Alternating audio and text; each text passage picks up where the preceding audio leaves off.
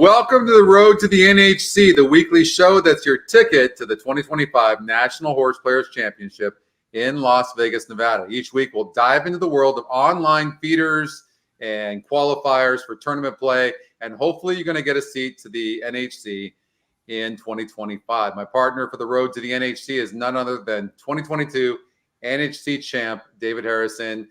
David, it's we got some unfortunate news with Idiomatic out of the distaff, and that's gonna of course make Torpedo Anna a big favorite. That's really a drag. That's not a good way to start, but there's still a lot of really great races. But I was looking forward to that matchup.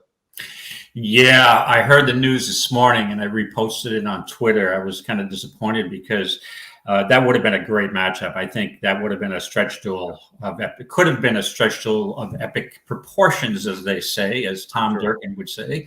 But yeah, so it takes a little luster off that race. I have to tell you, back in 2020, geez, I'm losing track of time here.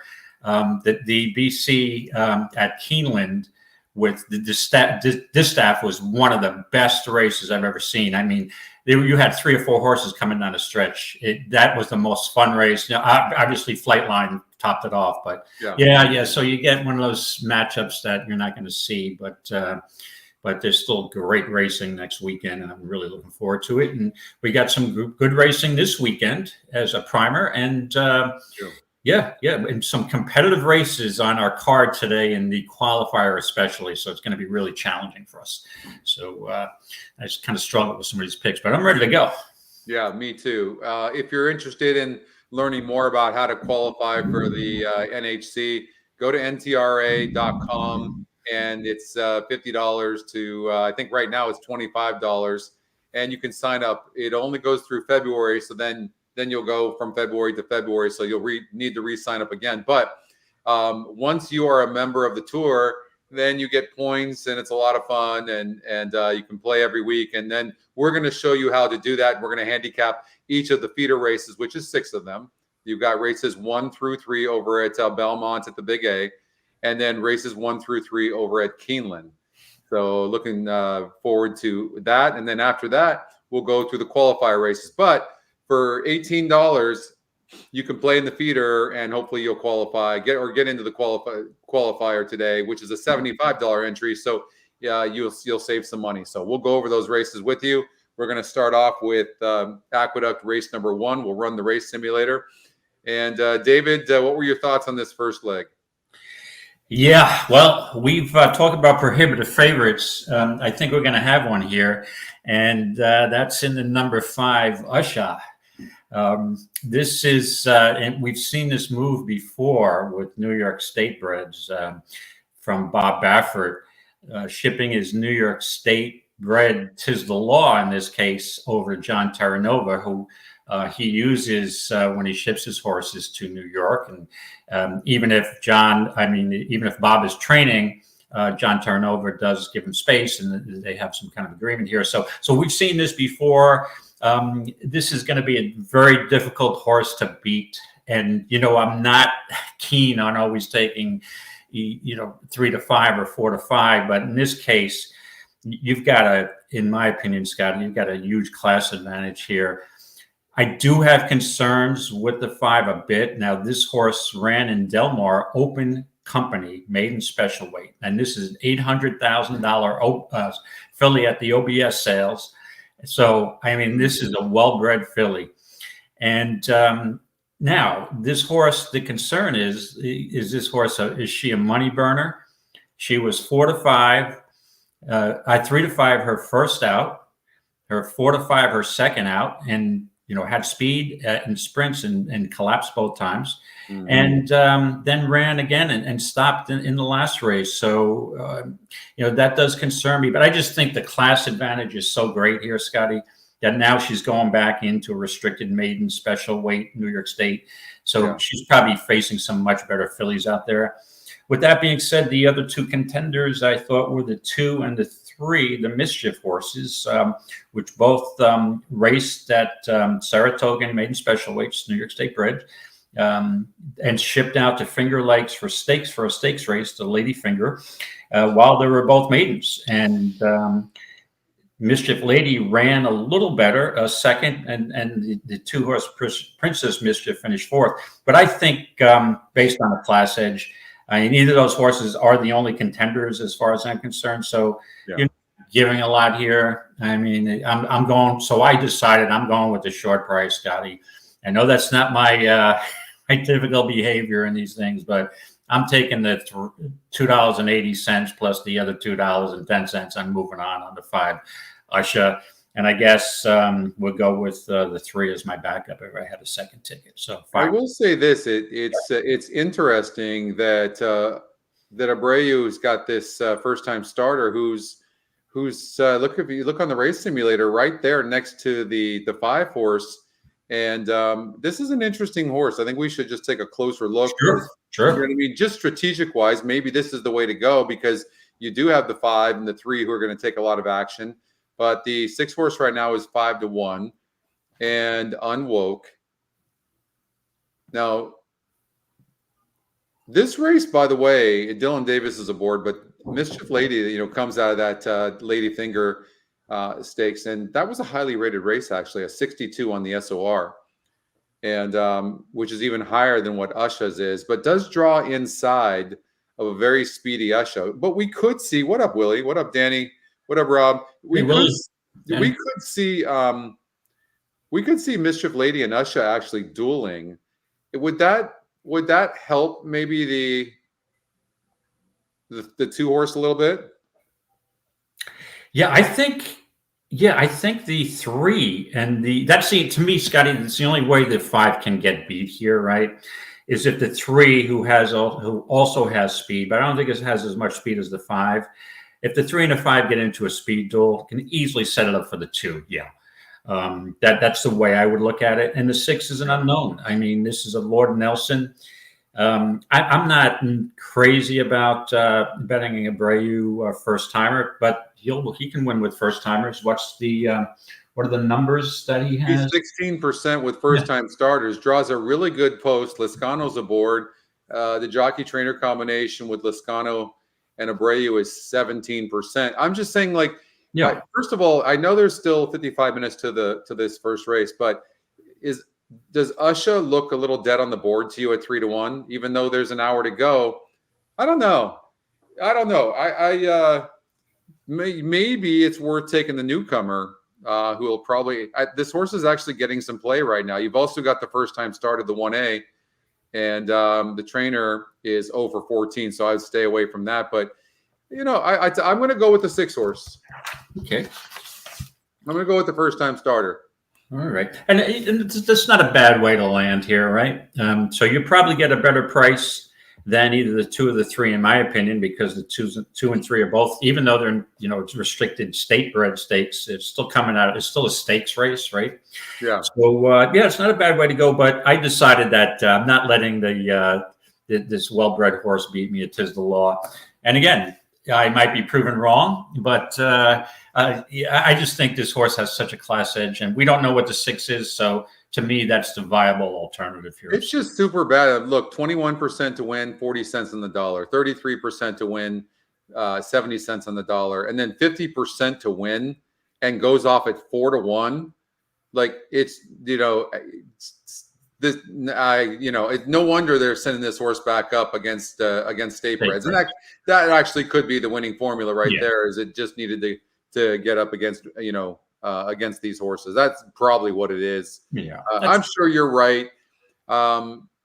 This is actually a really tough opener here. This is not actually easy. And let's see here. You can see this is a horse to watch as well. Top pace number, top win percentage, top GSR, lowest EE morning line, and top EE pick. And those horses win 44% of the time. Right. I think Hendrik Carmouche is just going to get this horse out. And, Dylan Davis is on the other speed, the 3. I know the way Dylan will position his horse, he'll probably rate. He's not going to go into a speed. So that's why I have more confidence in the 5, because I just think the 5 is speedier. But again, And it does concern me. I will admit it does concern me with the three tries, the three starts this filly has had. That each time she just seems to stop. But again, I think they always thought this 3-horse had talent, and I'll tell you why. Look, they ran her on the turf, and look at her GSR, David, 43, and she showed some speed, and then stopped. Then look. Think about it. Most horses that would lose by 13 lengths are not going to go in a stakes race, right? Albeit state bred, they're not going to do it. And look at this horse loses by 13 lengths in its first start at a 43 GSR. That gets on the dirt, which it always was going to do, and all of a sudden is 42% to win against a 62 SOR group, and the GSR goes up 18 points. I'm just saying, like, maybe this horse is talented. It seems to have some talent.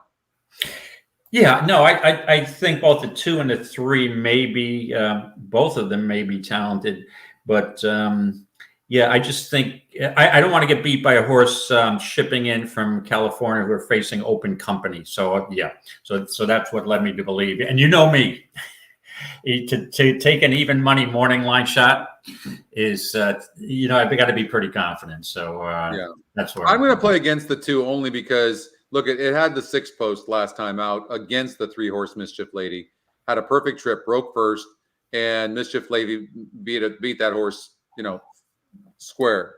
So and now the 2-horse obviously draws on the inside, and so I think it's worth probably trying to beat that horse. Unless really the 3 and the 5 just go flying and the 2 sits on the inside under Rosario and then closes. I guess that's a possibility. Maybe you can't ignore that horse at 7-1. No, to me, Scotty, that's the most likely benefit horse that will benefit from a speed goal, the 2. And to throw another monkey wrench in the mix here, that race at Finger Lakes was on a sloppy track.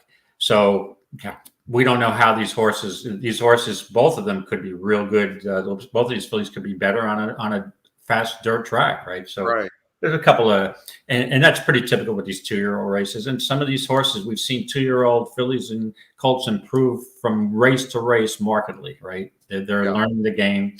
You got some talented horses that are just, figuring out, what they need to do. So, but it's all 5 for me. Pretty confident here. All right, just one more thing. We'll look at the 6 horse because it is a first-time starter, and I wanted you to look back all the way through July. So this horse has been ready to run for a while, but I want you to see this. 38 of 109 over at Parks, okay? You can tell, look at the turf works. They really weren't all that great, and I don't think, see, this horse is 48 dirt or turf tab and 64 dirt tab. So that would make sense. Yeah. Then you come over here, 75 of 167, nice work. 2 of 192. This is a 2-year-old filly. This is not 2-year-olds. These are older horses, all horses, and this horse works 2 of 192. Okay. Then they go, okay, we're just going to cruise. They just cruise. All of a sudden here, another one, 4 of 168, and then 3 of 160 from the gate. I mean, these are older horses as well. I mean, pretty crazy. This horse is clearly talented. Clearly. Oh, based on the way she's working, yeah, I would make that same conclusion. But again, I always like to me, I think these 2-year-olds, especially the ones that have raced, always have an advantage unless you have a really, really talented horse. But yeah, I can see it's logical, right? Yeah. So the Dam time warp wasn't much. She won in her second start. She really didn't go on to do much. And we'll look at the 2-horse and we'll see she didn't do anything as well.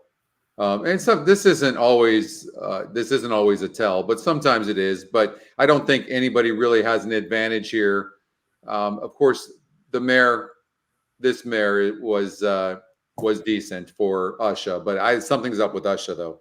They paid $800,000 for this horse, right? Yeah.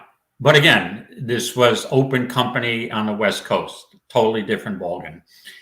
No doubt, but they did pay $800,000 for this horse. Right. And it's been bet each time and has had high win percentages and still lost.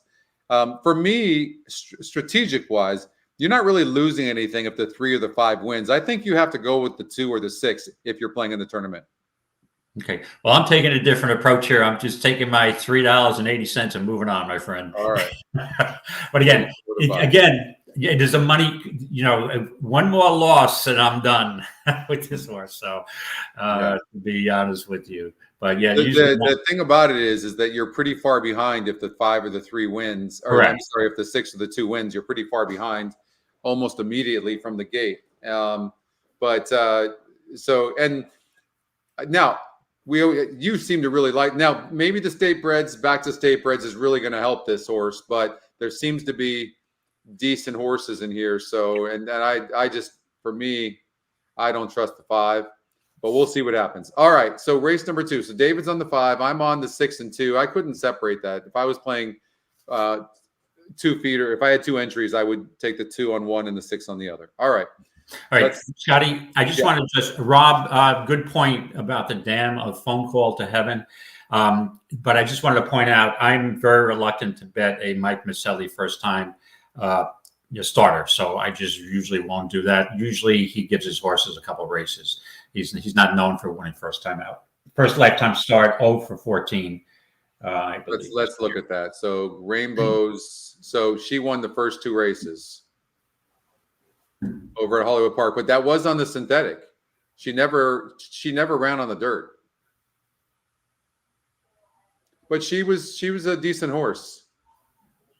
And the works are, though, there's a couple good works, but it seems like this horse, it's dialed in, is the sire, and I just think this horse probably would want more distance. So yeah, that's a horse I would probably pass on the entry personally. Yeah. All right.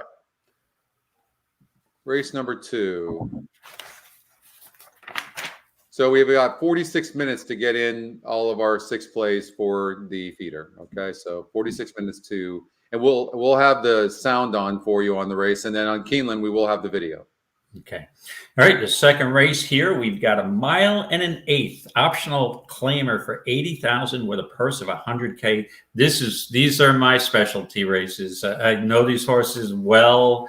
I've got some opinions here, and when we've got some later races at the Big A we got back-to-back mile and an eighth races later on, and I was salivating because these races I really will key on during the meet. Yeah. And with that being said, I think this is basically a 4-horse race. I would probably throw out the 2, and so it comes down to who do you trust, all right? Because in the last couple of races, each of these, the contenders, the 3 Ben Dog, the 4 Tabagachi, and the 5 Classic Catch have either had their issues or have been disappointing. So it's a tricky race. So if you look at the top EE pick, which was Ben Dog, this horse did win the Suburban.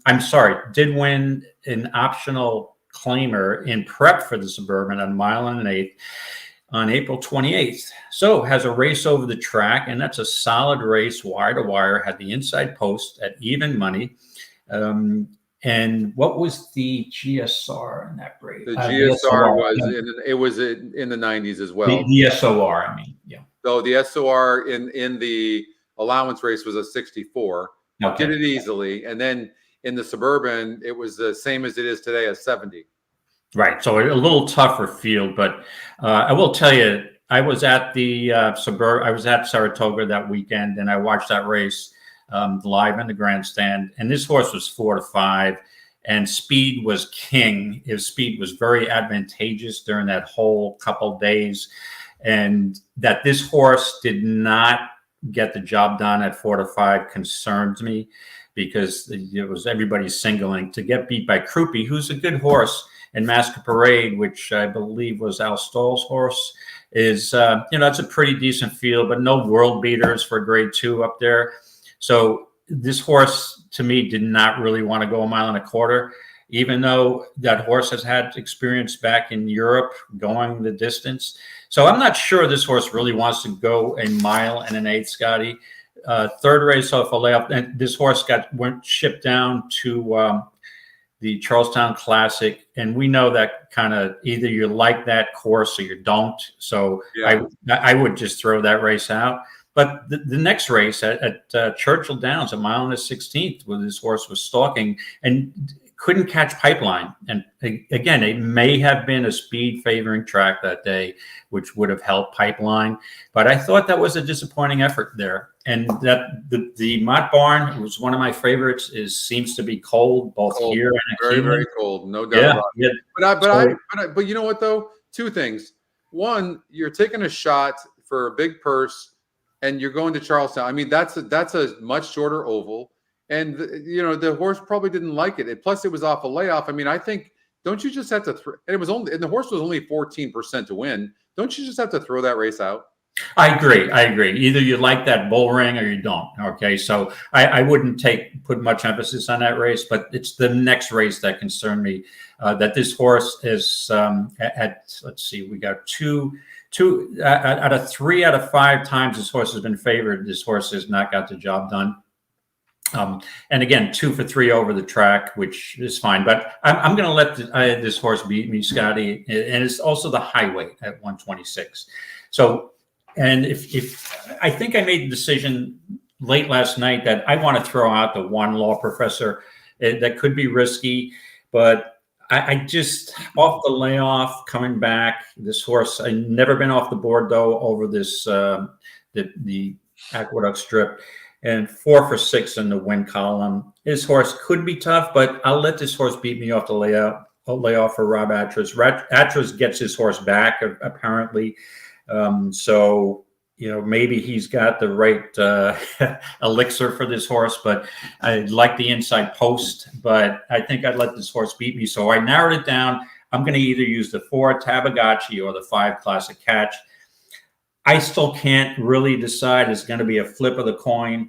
I'm trying to get Classic Catch. I've been on that bandwagon twice in the last 5 races for this colt, and just seems to either always find problems or just is a little short.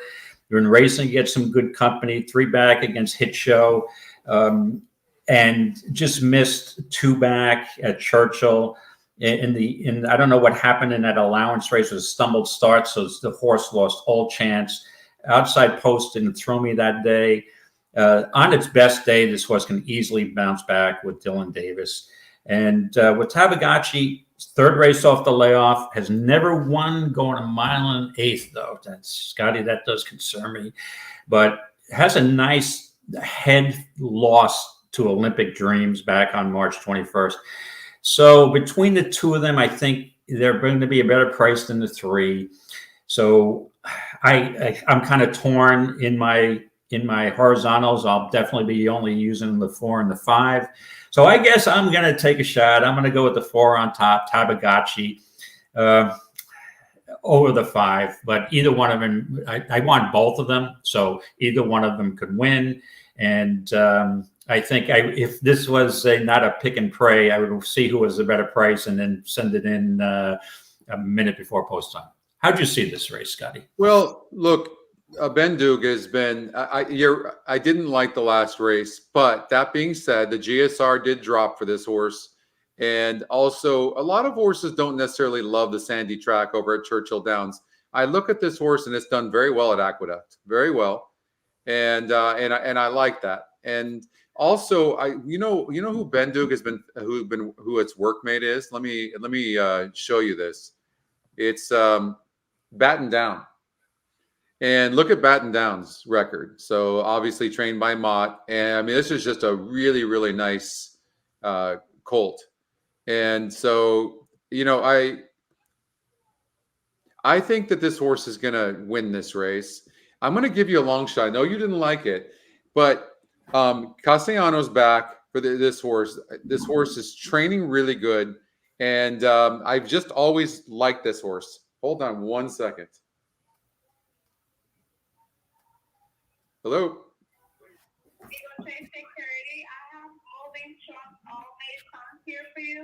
Sure, let him in. Thank you. Sorry about that. Okay, so anyways, I've always liked this horse, and its form has been off, but there's some indications here. I like the win percentage going up, and the GSR is going up 16 points. I just would not ignore this too. What's up, Crypto? What's up, Patrick? Ross is in the house. Okay, now we're getting the crew coming. But anyways, I'm just saying, like, this is an interesting horse. I'm going to take the 2 horse only because of the odds. The 3 is going to be the favorite. I will do an exacta box on the 2-3. So we're going totally different here. Wow. In a 5-horse field, we've got a totally different exacta box. Yeah. That's interesting. Well, I will tell you, I was looking to make a case for the 2. And granted, I mean, look at who this horse ran against in 2022, 2023. Breeders' Futurity Grade 1, Kentucky Jockey Club Grade 2, Lecomte Grade 3, LA, Louisiana Derby. So this horse was on the Triple Crown Trail. Well, apparently got injured or something happened.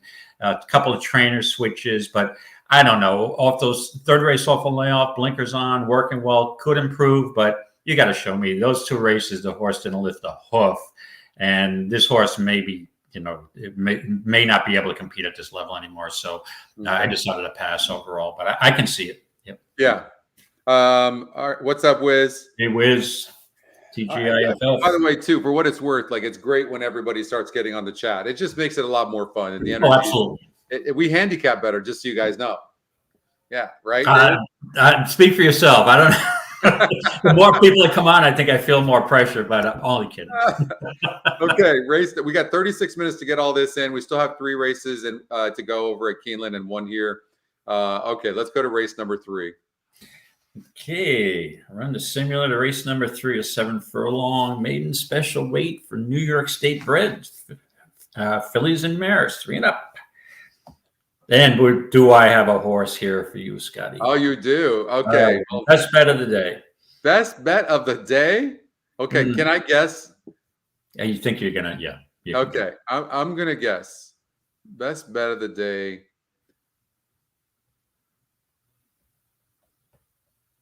I'm going to guess it's the 3 horse In All My Dreams. You are incorrect, my friend. Okay, tell us. All right, here we go. I mean, I'm going to get right to it because I've been waiting for this horse to come back at the Big A. And the horses, and again, people who listen to us are going to probably have a good idea who I'm going to like here. I'm a little partial to the barn, I will admit. And the horse I really have been waiting to come back to this track is the number 6 Purpose for Jimmy Bond. This horse, it kind of intrigued me. And in all honesty, just so for full disclosure, and I use that term a lot, I did have a visit to the James Bond barn a couple of years back. And I was very interested in a couple of their yearlings, and I almost made a deal. I decided not to. And this was one of the horses that I did look at. So I just think this horse has some ability in the New York State bred, or will have some ability, this 3-year-old filly. Again, James Bond doesn't win too often first out. This horse probably needs a bit of a distance, opened at 7 furlongs, and she ran evenly. Okay, it's not a terrible race as a debut race, right? And then shipped out to the New York Oaks, which is a stakes race for 3-year-old fillies at Finger Lakes. And who did she lose to? Caldwell Loves Gold. I really loved the exacta that day. I was there in attendance, and I was all over the Caldwell Loves Gold and Purpose exacta because I thought this horse could stalk, and I thought she would love the distance. And what happened? She broke 2 lengths slow out of the gate, and I'm like, all right, you're going to tear that ticket up. And Finger Lakes, if you don't know, going 2 turns is normally speed favoring, everything else being equal. So this horse did make up a little bit of ground. I liked the gallop out, and I'm not a big gallop out fan. I was there to witness it. And the horse just looked, the horse really looked good on the track to me. So I think This may be another. David, I'm gonna be right back. Okay, I'm gonna let you talk about this. I'll continue.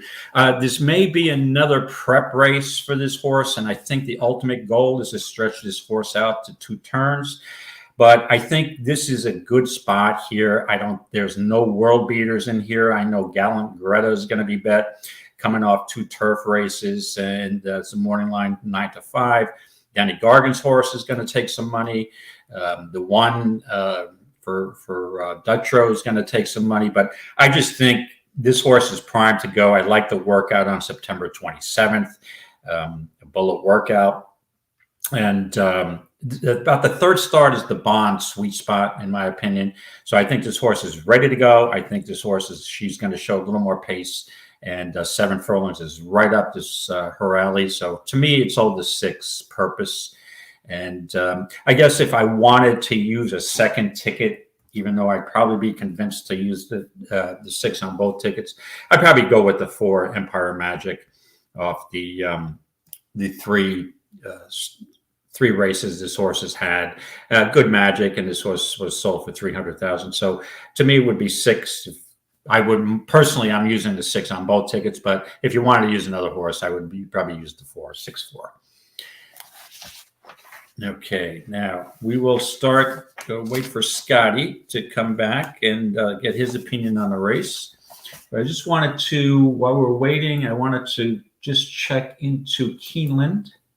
Hey, Chris, how's it going, my friend? To see if there's any scratches in our first 3 races. The 1st, 2nd, and 3rd. Yes, we do have some scratches at Keeneland, so let me just work on those. We got the 1, 2, 6, 7 out of the first race at Keeneland. All right, let me mark this down. So Grand Kingdom's out. King of the Party. Stepping Silver, and of course, my top pick for that race is out, the 7. So there's a no-brainer. What's up, Chris? Okay, I'm so sorry, you guys. We have movers moving some stuff, and we've got construction still going on in this house, David. So I'm so sorry. Oh, you're at the house. Okay. Yeah. Gotcha. So okay, you're on the 6 horse. Let me ask you a question. Every time I'm going to call you out right now. So every time, put you on the spot. Every time that Jim Bond has a horse, you make it your best bet, and it hasn't won once. Not once. Hold on a second. Huh? Can I go back to recent history? Okay. I had a Jimmy Bond horse that I loved yesterday and was my best bet, and went wire to wire in the 3rd or 4th race. Of course, I can't remember the name of the horse. I had a good day yesterday, but other things happened.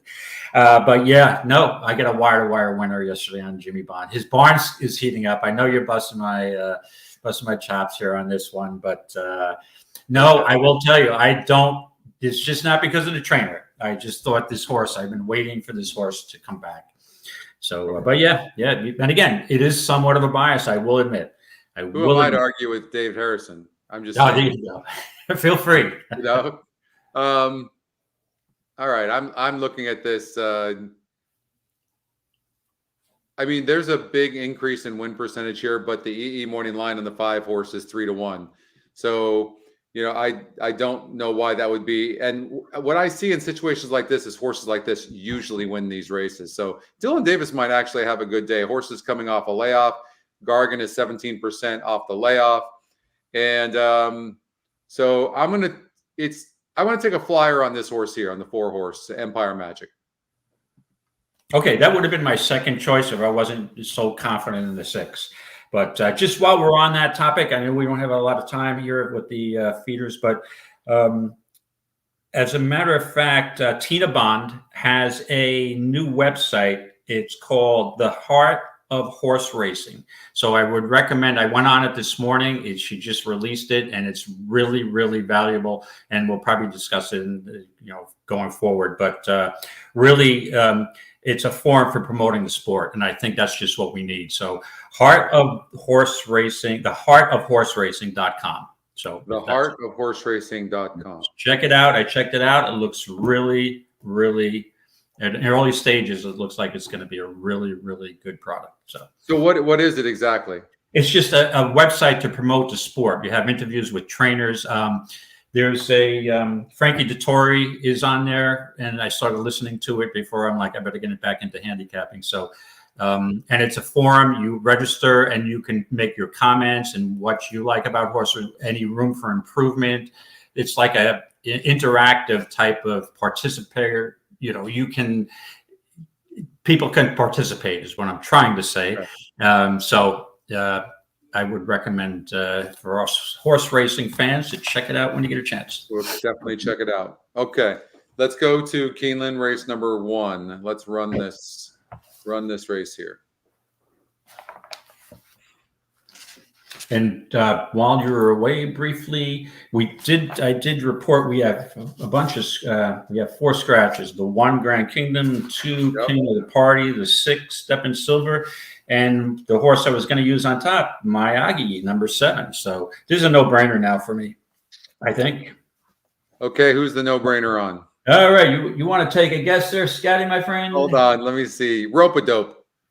Oh, I tried to make rope-a-dope, but I backed off rope-a-dope a bit, and I'm settled on. I landed on Kistler, the number 9 for Mike Stedham, and my boy Luis Saez. Not bad race. I mean, this race did lose a couple of contenders, especially the 7, who was going to be my number 1 pick, based off the drop down from the maiden special to the 30,000 claimer. Kistler makes sense. I mean, this horse has been running okay after the first race, going 2 turns. Came back in a maiden 40, a second, then a maiden 30. Both races were at Colonial Downs, solid seconds. And then on a sloppy track at Churchill, finishes a 3rd with an outside. Well, it looked like an outside very hop start. And I just think this horse, there's no world beaters in here. This is a pretty weak race. So to me, I just want the 9 Kistler. I couldn't use that horse if you paid me. I know, Rob's on as well. They paid $130,000. This horse is in for a $30,000 claimer. So that's not a positive. It's a negative for me. And it was 52% to win here. It lost. It did break slow here, to be fair, and got 3rd. But I mean, this horse is burned. Look at it. It's been bet every time. It's just burned a ton of money. And they obviously gave up on this horse a long time ago. So no. What's up, Bill? No, I couldn't use this horse for nothing. I don't know about the trip the 10's going to get, but it's lightly raced. It's second off the layoff, and the 11 is going to probably end up being wide. I'm kind of looking at the 5 or the 3 horse first time starters as well. I think those horses, might have a look. Maybe in a race like this, you're looking for a first time starter. I'm looking at the workouts right now, and I apologize. I didn't get a chance to handicap as much as I would have liked to because of the move, but all the stuff we're doing with the move. I'm going to go with the 10 horse. I actually think this horse deserves a big look, actually, and I'm going to try to beat the favorites. Yeah, I could see the 10, Scotty. And as far as first-time starters, I don't love betting first-time starters and maiden claimers. If they have a start in a maiden special weight and then drop in, I'd more likely to make a wager. But to me, it was the 9 or the 10. So I think we're kind of on the same page. So it's 9 for me and 10 for Scotty. And by the way, let's go Yankees. I'm on the same page. You knew that was going to happen. I was just waiting for it. I'm not going to say I just like the Dodgers, but I don't like the Dodgers. Back in the Steve Garvey days and I grew up. That's when I grew up a Dodger fan. Steve Garvey, Ron Say, Bill Russell, Dusty Baker. Yeah. Are you kidding me? Like, fantastic. That was the best. We whipped some ass back in the day with those teams, with the Reggie Jackson. So, but I think those were the best times to watch baseball. Those World Series were fantastic. Yeah, West Coast, East Coast, the networks are going to be salivating. They did not want New York, that's for sure. So it'll be good. I'm trying to be realistic. I'm not sure. I just think it's going to be a tough series either way. I think it's going to go 6 or 7. I hope the Yankees can get it done. Well, Chris hates the Dodgers too. Okay. Who do you like in here? That was going to be. I should ask you because I have no effing clue here. Okay. So Okay, let's look at the metrics. Let's look at the metrics sure. real quick. So Sure. when we look at the lowest DE morning lines, you got the 5-horse, and the 5-horse certainly looks like a horse that can run good. GSR is fine. The win percentage drops a little bit though from the last race. It was meant to do well last time out, and arguably it might have burned a little bit of money. So maybe it's the type of horse that you would play against, especially at the projected low odds. Then you have Executor, who's 16%. And this one was the favorite last time out, seemed to have a perfect trip and lost that race. So I think also with the projected low odds, maybe that's the type of horse you try to beat. I'm going to expand the screen real quick, David. I want to see, I like to do it like this. Look at the first call. Sure. And it's very tough from the outside posts to win. It really is tough. Like, you better be way the best because you're just not going to get a great trip. And the stretch over at Keeneland is short on that turf.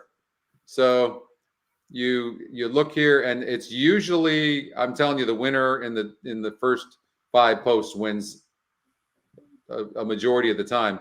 I see like the 1 horses right there, the 3 horses right there, the 4 horse. I mean, there's some prices. What about this 4 horse? It's broke bad the first couple of races. Can you make a case for Kaido Declare?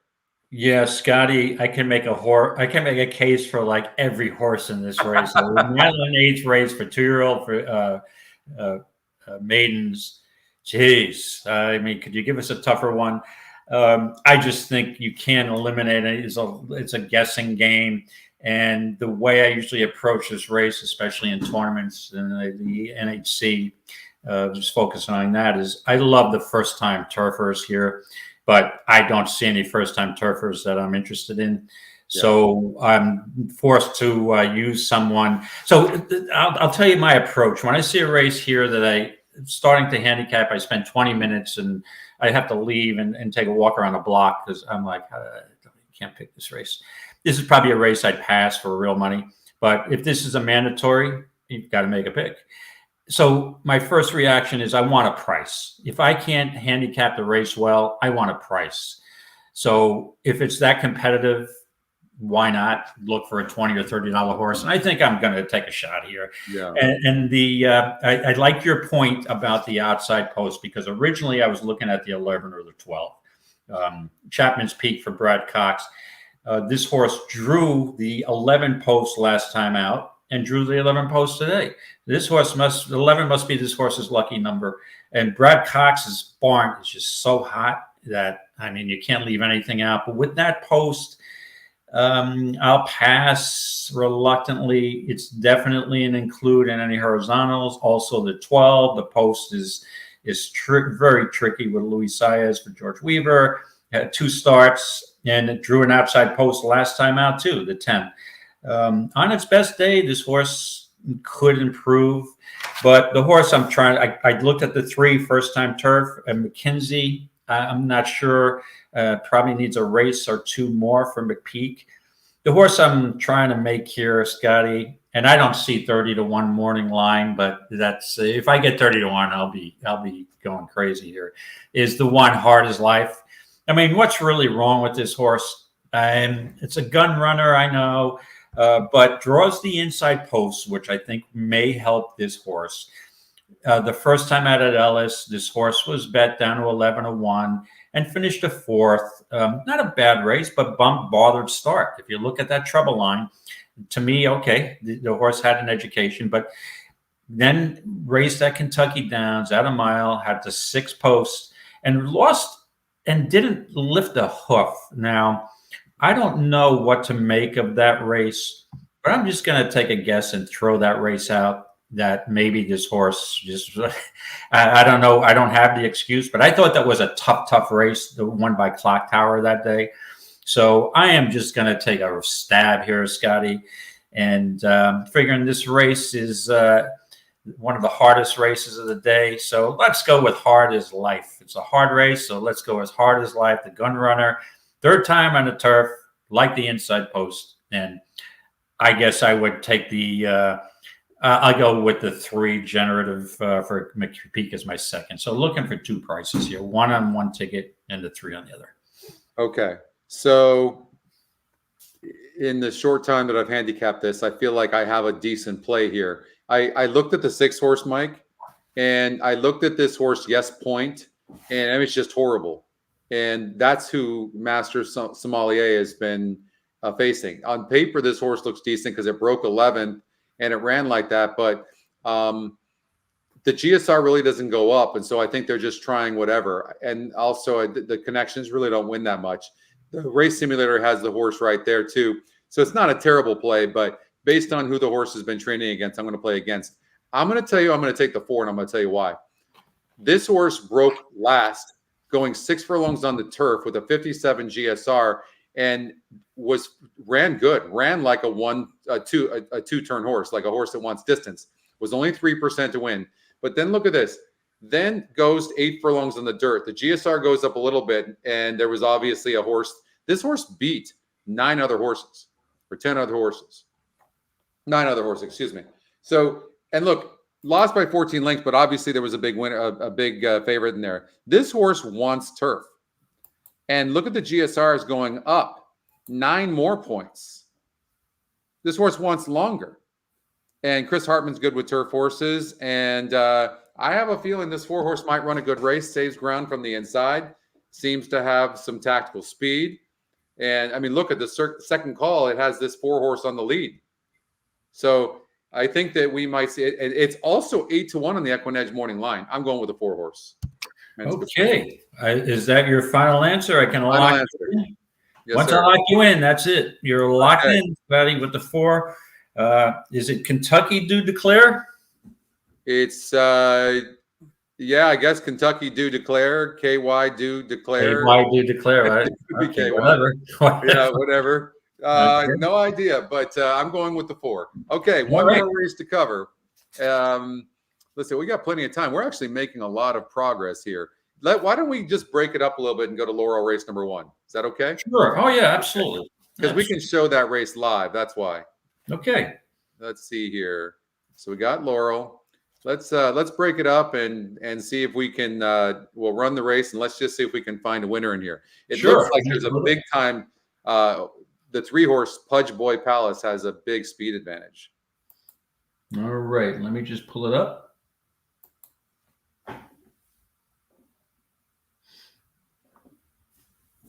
Now, horses don't really come from far back here on this track at Laurel, and this 2-horse is so far back. So I'm just going to eliminate that horse so we can really look at the contenders. But you can see like the 1 and 5 are closing, but the 3-horse has got such a big speed really holds there.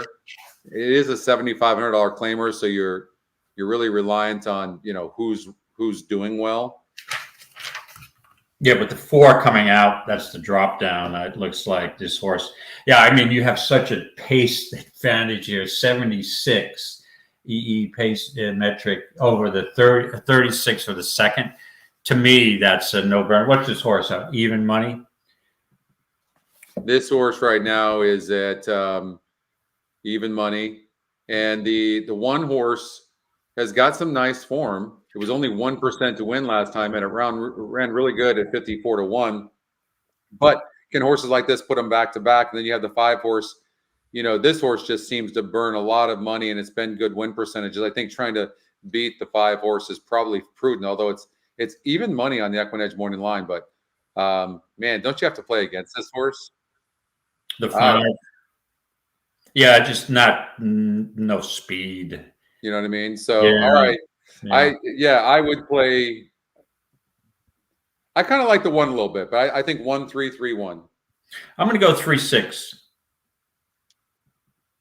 I just referenced Tom Durkin before. Maybe it's a fate. That's who I wanted my exacta. The speed over the closer. 3 over the 6. So 3 over the 6. Okay. 3-6. I'm 1-3 exacta box. 1 for 1. The 6 Durkin's call loves the track, undefeated over the track. 1 start, 1 win.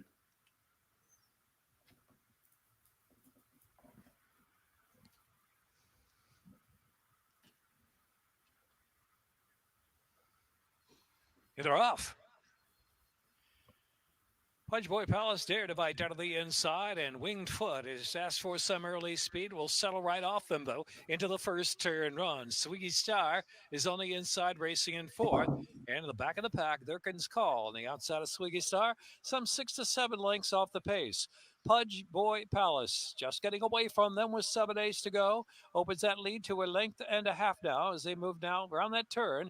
Winged Foot just second by ahead at Dare to Bite. Take it back third position. Here's Durkin's Call on the outside, just 3.5 length off Pudge Boy Palace, and trailing the field is Swiggy Star. Down the back stretch, and it's Pudge Boy Palace at an even pace and in control out there. From Winged Foot second, Dare to Bite third. Durkin's Call is fourth on the outside of that pair as they head on for the far turn run, and 3 more lengths to Wow, Swiggy there's Star. 4 of them right there. Even the 6 Pudge horses Boy right there. Palace and Pretty slow pace, though, half mile and 50 and 2. Oh, they're crawling. Catch up now with a half mile left to go. Durkin's Call is on the outside third position, and Dare to Bite is fourth and ridden for a little more as they round the far turn. Swiggy Star's got to pick it up now. Into the turn with 3 furlongs left to go. I don't think the one is necessarily done. There on the outside. Pudge Boy Palace holding that lead.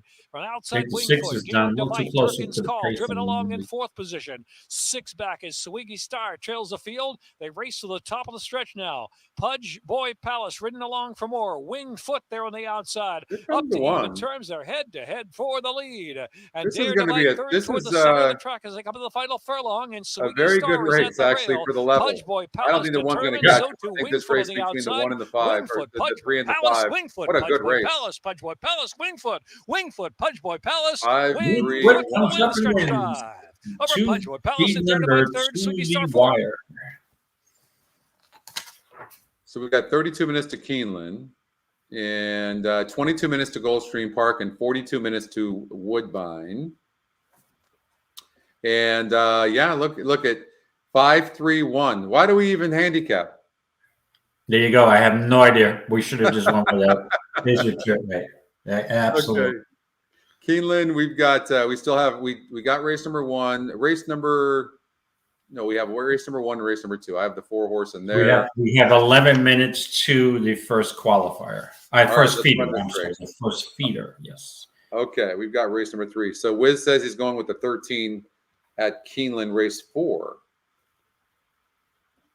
I'm not sure if that's part of the qualifier, but it's not. But it's interesting that you mentioned that, because I made a list of the 13 is out, my friend. It was on the EE list. What's up, Catherine? Hey, Catherine. So what were your thoughts on it? As a matter of fact, while Wiz was mentioning the 13 horse in race number 4, which is Wiz the Bomb, I like a horse in this race, the 4th race at Keeneland. I'll just give a shout to, and that's the 8 My Shot. My Shot. My Shot, the 14. The 14 scratched in race number 4.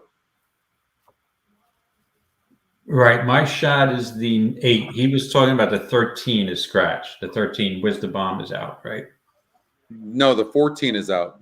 Oh, he likes the 13. I'm sorry. Yeah, 13. So Wiz the Bomb. Well, I thought the 13 was out. No, the 13 is in. Oh, okay. I'm sorry. All right. Yep. Well, I like the 8. So there you go. My wife's birthday month, 8/13. There you go. I like the 8.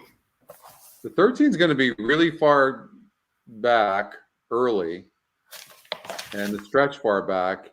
It's going to be tough for that horse. It is a first-time starter, so it could be wrong. The workouts seem to be just okay. Okay. Well, anyways, we're in race number 3. Yes. And by the way, I like the 8 in that race because of the trouble lines in both starts. Throughout the sloppy track, cutting back from 7 to 6. Great workout on the 16th. I matched it up with the 9. Let's see here. 8, 9, 13. Step slow. The workouts are good. Constitution, $240,000 purchase. I just think this horse is sitting. Hopefully, it doesn't get out slow again. Doesn't get us slow, I think. This horse. Yeah, I could see that. The horse to look at is the 8. And okay. First time starter 13. We'll have to look at that closer. But let's finish up this. We got 8 minutes before the Aqueduct race. Let's run this race again. We have a big favorite, or who is projected to be the favorite at 6-5 EE morning line at 45% to win. Postano Sunset. Is it all about this horse, David, or is there somebody else in here that can beat the one? Yeah, I don't think it's just about this horse, Scotty. Even though the one thing that stuck out to me was it's the SOR for this. It was a 79 for this horse, right? Yeah, so, it's high. I mean, yeah, but here's my concern. The distance of this race is 1 mile and 1/16. Optional claimer, right, for 100,000. This horse is a sprinter. Is this horse going? Ian Wilkes is trying this horse at a mile for first time. It looks like, right, going 2 turns. Mm-hmm. You got to show me here. I mean, this is a golden sense. I mean, third race off a layoff. This horse has some nice, fast sprint races. I really like the race before the layoff, June 22nd. Just missed, came flying up, just missed that Shelley, whose horse was that? Bahaba. And so that's a strong race. But to me, this horse, she's a sprinter. Could she get 1 mile and 1/16 on this track? I'm not sure, maybe, but a horse I'm willing to take a stand against. With honestly, I think that she's been being mismanaged. Like if you look at her, she runs almost every time. Look at this. This is a grade 1. The ballerina, that's an 84. Oh, yeah. Only lost by 5 3/4 lengths. An 82 here, almost won. This is a very nice horse, and stretching out, this horse has wanted to go longer. This horse has been mismanaged in my mind. Okay, well, 400,000 despite the management of this horse. Yeah. Even though I see. Okay. That does not mean that this is the horse you want to use in here, right? Strategic wise. 6-5 in a contest, right? Right. With that being said, even though I'm not from Missouri, you have to show me you can get a distance. I'm not going. Especially again, this is a Harvey Pack axiom, right? Never bet a horse to do something it's never done before in its life as the favorite. When it's 6-5, if it's never gone 2 turns and never won at 2 turns, I don't want any part. Wiz likes the 6. Oldie said maybe the 2 horse, and Oldie also made a really good point. I don't know why I didn't see that, but I don't know about you. I can't. He is the nicest guy. I can't bet Julian. It just like no. I've never won on any horse that Julian was on, ever. Really? No. Okay. Well, just for your information, you got to pick your spots. I did have a winner on Julian at the NHC in 2022. You did? Yes, I did. I don't remember the name of the horse, but I'm like it was 22-1 or one get bet down. And I'm like, but turf races. I prefer Julian.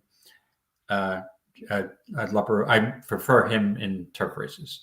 So with that being said, I'm not taking 6-5. I had my 4-5 shot earlier that I picked, and I just think that I'm not crazy about peak popularity. Chad Brown's horse, she's okay, but I don't really like this horse either. I mean, the horse is. You can see the horse's 60s. That's what this horse is.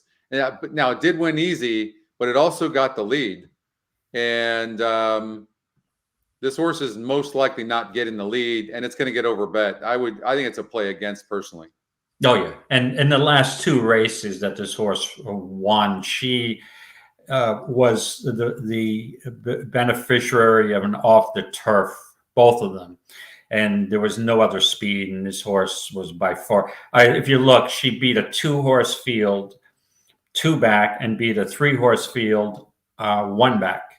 Yeah. So that's all I need to know. At 2-5 and then 4-5. So yeah, I want no part of that horse. So, and I'm looking at like this is the other contenders seem to, there's not a lot here. So I'm going with the 3. Take a stand.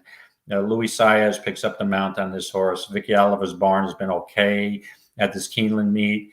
I'm a little concerned with the lack of speed, but I think this horse can stay a little closer to the pace than some of the other horses, some of the other fillies in here, and I think maybe stalking the one or the two. So I'll take a stand with the 3. Take a stand, Scotty. So that's all I want on both. Take a 3 for Vic Oliver. Ross, Julian Leperoux is a jockey, and he's winning at a 1%, 15%, which is mind-boggling. I don't see the races where he wins, so I don't know. I mean, he's been the regular jock. Look at this horse. Well, he did win on this horse barely. Landeros won. I don't know. Again, Julian's a super nice guy. He actually rode one of my horses, a horse called Billionaire Bob, in the Sunshine Millions in Florida. Actually, it was my first time in Florida, and it was a really neat experience. And Billionaire Bob ended up getting 4th, but I've just not had any luck betting Julian. But look, at 15% is not bad. So I don't know. I've not had any luck with him. The 6 horse, somebody was talking about the 6 horse here as well. This horse is coming off a little bit of a layoff for Brett Calhoun, who is 17%, David. And there's this horse, look at it, won easily 2 back. And that was from the rail. And then it went on the turf and the GSR dropped. Look at, this horse is going from a 55 GSR to an 81 GSR, and it only lost by 2 3/4 lengths. And I'm gonna take a chance here with Brett Calhoun and the 6 horse, who also is the EquinEdge top pick. Yes, and that horse does scare me. Yes. Okay. That's enough. Okay. All right. Well, we did it with 1 minute to spare. And again, we can't show you the simulcast live, but we can put the sound on. So we will definitely do that. And let's see here. So they're close to going to the gate. I'll watch this carefully. You also have to be careful when we're doing these shows. If they play music, then we get hit for copyright just on them playing music. So really? Yeah, it's real sensitive. You have to be super careful. The one time we were shut down for a month and a half, when we like maybe a year after we started some of these shows. I don't know. I started showing some videos. We didn't have the approval for it, and they shut us down. Yeah. This is Naira, right? Well, yeah, this is Naira, but it wasn't Naira that did it. It was another company that had the proprietary rights to it. So gotcha. Yeah, that makes sense. And and the thing about it is you have to be super careful, or YouTube is going to shut you down. Wow. Yeah. So looks like the 1 and the 1A were scratched, both of them. No, what happens is that the 1 was scratched, and in New York, when one half of the entry is scratched, is a late scratch, the other part of the entry first money only. So yeah, there's no wagering on that. Yes. All right, so no wagering. So the Wildcat Annie was scratched, a first-time starter. So the other one, Phone Call to Heaven, which we had talked about, who has decent breeding on the bottom side, but that was all synthetic. Remember the days Hollywood Park had synthetic? Oh, back in the day. Wow, yeah. Yeah. It's raining in Woodbine. Woodbine's first race is coming up in 29 minutes from now. Keeneland's first race is coming up in 19 minutes from now. I could bet. I'll bet on Keeneland every single day of the week if it would just run year round. Oh yeah, I love Keeneland. Yeah. So I mentioned that earlier too. I agree with you, Oldie. Oldie likes the work. I have the 6-2. I think the 2 horse at 10-1 is not one you can actually ignore. This is, I have the 6-2. David, you're on the 5 horse, and who was your second choice in here? I mean, if I was going to take a second choice, I guess I'd go with the 2, which would be the closer. But it's, to me, it's the 5 here by 10. 5 wins by 10 lengths. Wins by 10. So I'm looking at them right now and what they look like. So I'll give you kind of my my best guess. The 5 horse looks very good. Looks very relaxed. Ears are pricked. Very calm. Yeah, I mean, maybe this horse is going to 3 to 5 right now. Maybe the 5 horse is going to do much better on this, back on the with the New York breds. Here's the 6 horse who looks very good as well. 6 is making a nice appearance, the first time starter. As it always is, I don't think people understand how important and what you should look for in your handicapping style, and that is break, how a horse breaks. Like, races are won and lost usually at the break, and that is very true. Yeah, exactly. And this horse, the 5 in its second start, she did get off slow, but and again, even the first start, I'm looking at a trouble line here. It says fractious. So if this horse, could have some issues, but I think in its 4th start, probably got enough education. I just think this horse has such a class advantage here that I don't see anybody else, to be honest with you. I think the odds in the 2 are too high. Certainly, like we talked about, you talked about, the horse saving ground. I don't necessarily love inside posts for horses that have speed, but aren't the fastest horse in the race. I don't necessarily love that, but we'll see if this horse can rate a little bit. But based on what I've seen, what I just saw, to me, the 5 and the 6 look the best in the race, just based on looks. Okay. I thought they both looked fine on the track also, but loading in, good luck, everybody. And right. You don't see, there's not too many races. You're going to have me on a 3 to 5, rooting for a 3 to 5 shot, who I think can't lose. So you must really love this horse, that's for sure.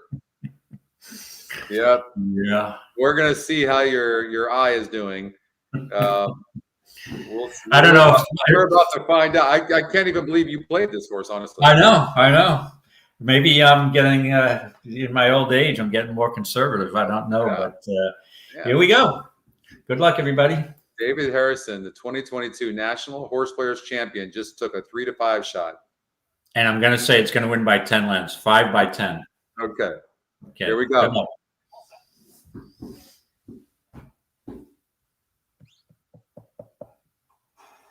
The first time starter broke okay, not great. The 3 horse broke on top. That I didn't expect. Yeah. And you can clearly see the 6 horse has talent, but now, it broke a length and a half slow and it's having to rush up now, and that's going to cost the horse late. 2 horses out of it, the 1A is out of it. I mean, this race is clearly going to be between the 3 and the 5. That's what this race is.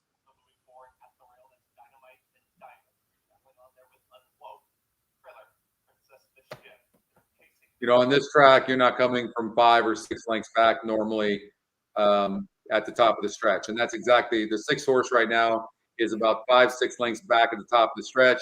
5 horse is kind of heading the 3 horse right now, Mischief Lady, Usha, David's pick. Not going to win by 10. These horses are going to come down to the wire. No. 3's running very good right now. 3's running very well. Look at the 2 flying. 3's going to hold off the 5. 3's got the measure of the 5. 2's going to get third. It's going to be 3-5-2. 2 running a good race. The 2, I better hold on for a second to give me my $2.20. 5-2 on the 3 and took the lead early. And I'll tell you what, I will follow that 2 horse back. That 2 horse really ran a nice race. Yeah. And here's the thing. If you told me that the 3, Scotty, would get a clear lead of 2 or 3 lengths over the 5, I'd say bet the 3. Because I thought every one of us would have done that. Oh, yeah. No in-weight race wagering where I could have canceled my opinion. But yeah. If you notice look at the replay, it looked like the 5 got off to a little bit of an awkward start. I'm not sure. I'd have to look at it again. But so that's what I get for picking a 3 to 5 shot. So that's the last time, Scotty. See, comes back to bite you. But at least I got a second. Okay. I would tell you, I feel very strongly you should follow Princess Mischief back. And the reason is this track is speed favoring. That horse was way back. And when you look at the GSR Plus grid, and it can go dirt or turf. It's the top distance is 10 furlongs, then 9 furlongs. This horse absolutely wants long, and you definitely want to follow this horse. I'm absolutely going to follow this horse. Yeah, well, Dylan, no, I agree with you. And Dylan outsmarted Kendrick Carmouche here by getting a lead, so I didn't expect that. Yeah. Add to my stable. Okay, done. All right.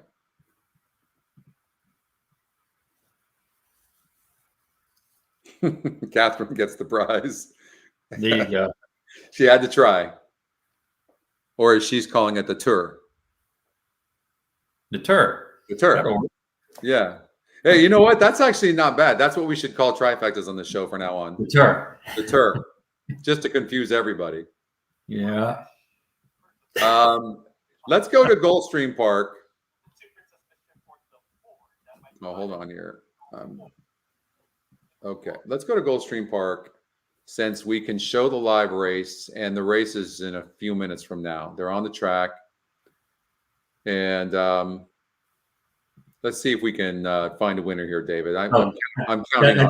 I'll just give you a funny text. So a friend of mine who was listening to the show, but obviously is not on the chat, just texted me. And he says, "How much, you fool?" He says, "How much money did you put on an effing horse?" Then I'm texting him back like, "Nothing. You'd think I would have played a 3 to 5 shot for real money?" It's just a contest. I'm trying to get over the top here to save $50 something. It has, Nathan, Aqueduct. David, you can answer this better than me, but Aqueduct, like I would say, since I can remember, has always been played more towards speed. Like most tracks play towards speed, but I think Aqueduct much more. Yeah, I would say, yeah, I agree with that statement generally, with all things being equal. You know why? Can I tell you why I think that is? I think the weather it's always so rainy that the track is always sealed. And so it always makes it faster. That's my theory. Well, it's been dry as a bone there. So you don't have that issue, but there's other factors. Each day can be a little different, but it's usually not a closer bias type of track, which we've seen at Belmont over the years, sometimes on Big Sandy, but where some days you can't go wire to wire, even though if you're the best horse. But thanks, Mike. But thank you, Mike. The speed favoring track that I picked up on one day at Aqueduct when I'm there, it was like a 30 to 35, 40 mile an hour sustained wind coming out of the south off Jamaica Bay. And it was kind of misty and overcast. And after the first 2 races, I'm like, the first 2 horses, they turn for home and no one can close any ground. Then I picked it up. I'm like, you know what? That wind is so strong that when they turn for home, the horses are getting discouraged and they're just, whoever's on the top is going to win. So I'm like, speed, speed, speed. And so that was one day. So if you can get the weather, if it's 30 mile sustained wind out of the south at Aqueduct, play speed. No doubt. No, for sure. Well, that applies everywhere. All right, Gulfstream Park, and Catherine says she likes the 11 Awesome Express. You already know that I don't like this horse because it's outside and has no speed. So how much better does this horse have to be to win this race? Think about that. Like, it's just, even though it's a straightaway, but if there's 6 or 7 horses in the field, then maybe, but it's going to be closing, I have no doubt. But to be this wide and based on its style and the other horse's style, it's unlikely that Awesome Express can win this race. But I'll tell you what, I respect Catherine's handicapping for sure, but it would definitely be a play against on the win for me. What about you, David? Yeah, I didn't look at this into this race a lot. Let me just take a look at this, see if there's any. The other thing is that you look at a horse's style, because the horse is going to run to the style. Right. You got low win percentage connections, very low GSR, but all of these aren't great, but it is low. And this horse is usually, first of all, look at this horse is usually goes longer and still doesn't have the lead when it goes longer. And now it's going to have to come from well back, clearly, and wide. And there's not really a lot of speed in here, Catherine, if you look at it, right? So it's going to be very difficult for this horse to be able to make up that ground in a 5.5 furlong race over at Gulfstream Park. It's going to be very, very difficult. This is a 5.5 furlong to Peter race, and to be in all honesty, is not my specialty. But since I also spend a lot of time in the winters at Gulfstream, I've also gotten a little more accustomed to it. But yeah, this is just a speed. 5.5 furlongs on the synthetic is literally all speed, tactical speed, especially when it's wet. Especially when it's wet. But I mean, I think you can get a long shot here. This just, I wouldn't know who to even. You could be looking at the 1 or the 2. 4 horse is going to be right there, but the 4 horses burned a lot of money, and I don't think it can rate. I think the 10 is going to get the lead, and you might not catch this 10. So I like Vasquez jumping aboard here. So I think Vasquez is sending the 10 horse, and I would take the 10 horse to win. And I would think like maybe the 1, 2, or the 11 horse will get up for second, and maybe the favorite, the 4 horse, stops. Let's see what happens. I have a comment here. Yeah. What's wrong with the 5 horse?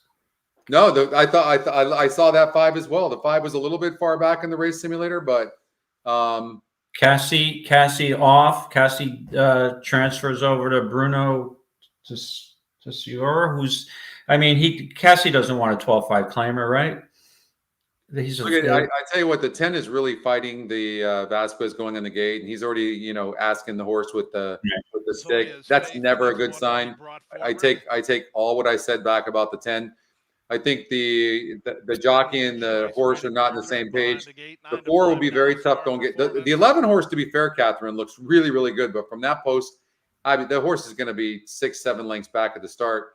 I'm going to take a long shot here. I'm going to take the 2 on the inside. I'm taking the 5, and also the 5 would be right up my alley at the NHC. How about my first play at the NHC? Okay, this would be it. The 5, his choice. Try to take a nice lead on that leaderboard. Sounds good. Oldie's on it. Oldies likes the 5. Okay. Yeah, there we go, Oldie. So you guys are ganging up on me. I see how this is going to go. There you go. Boom. All right.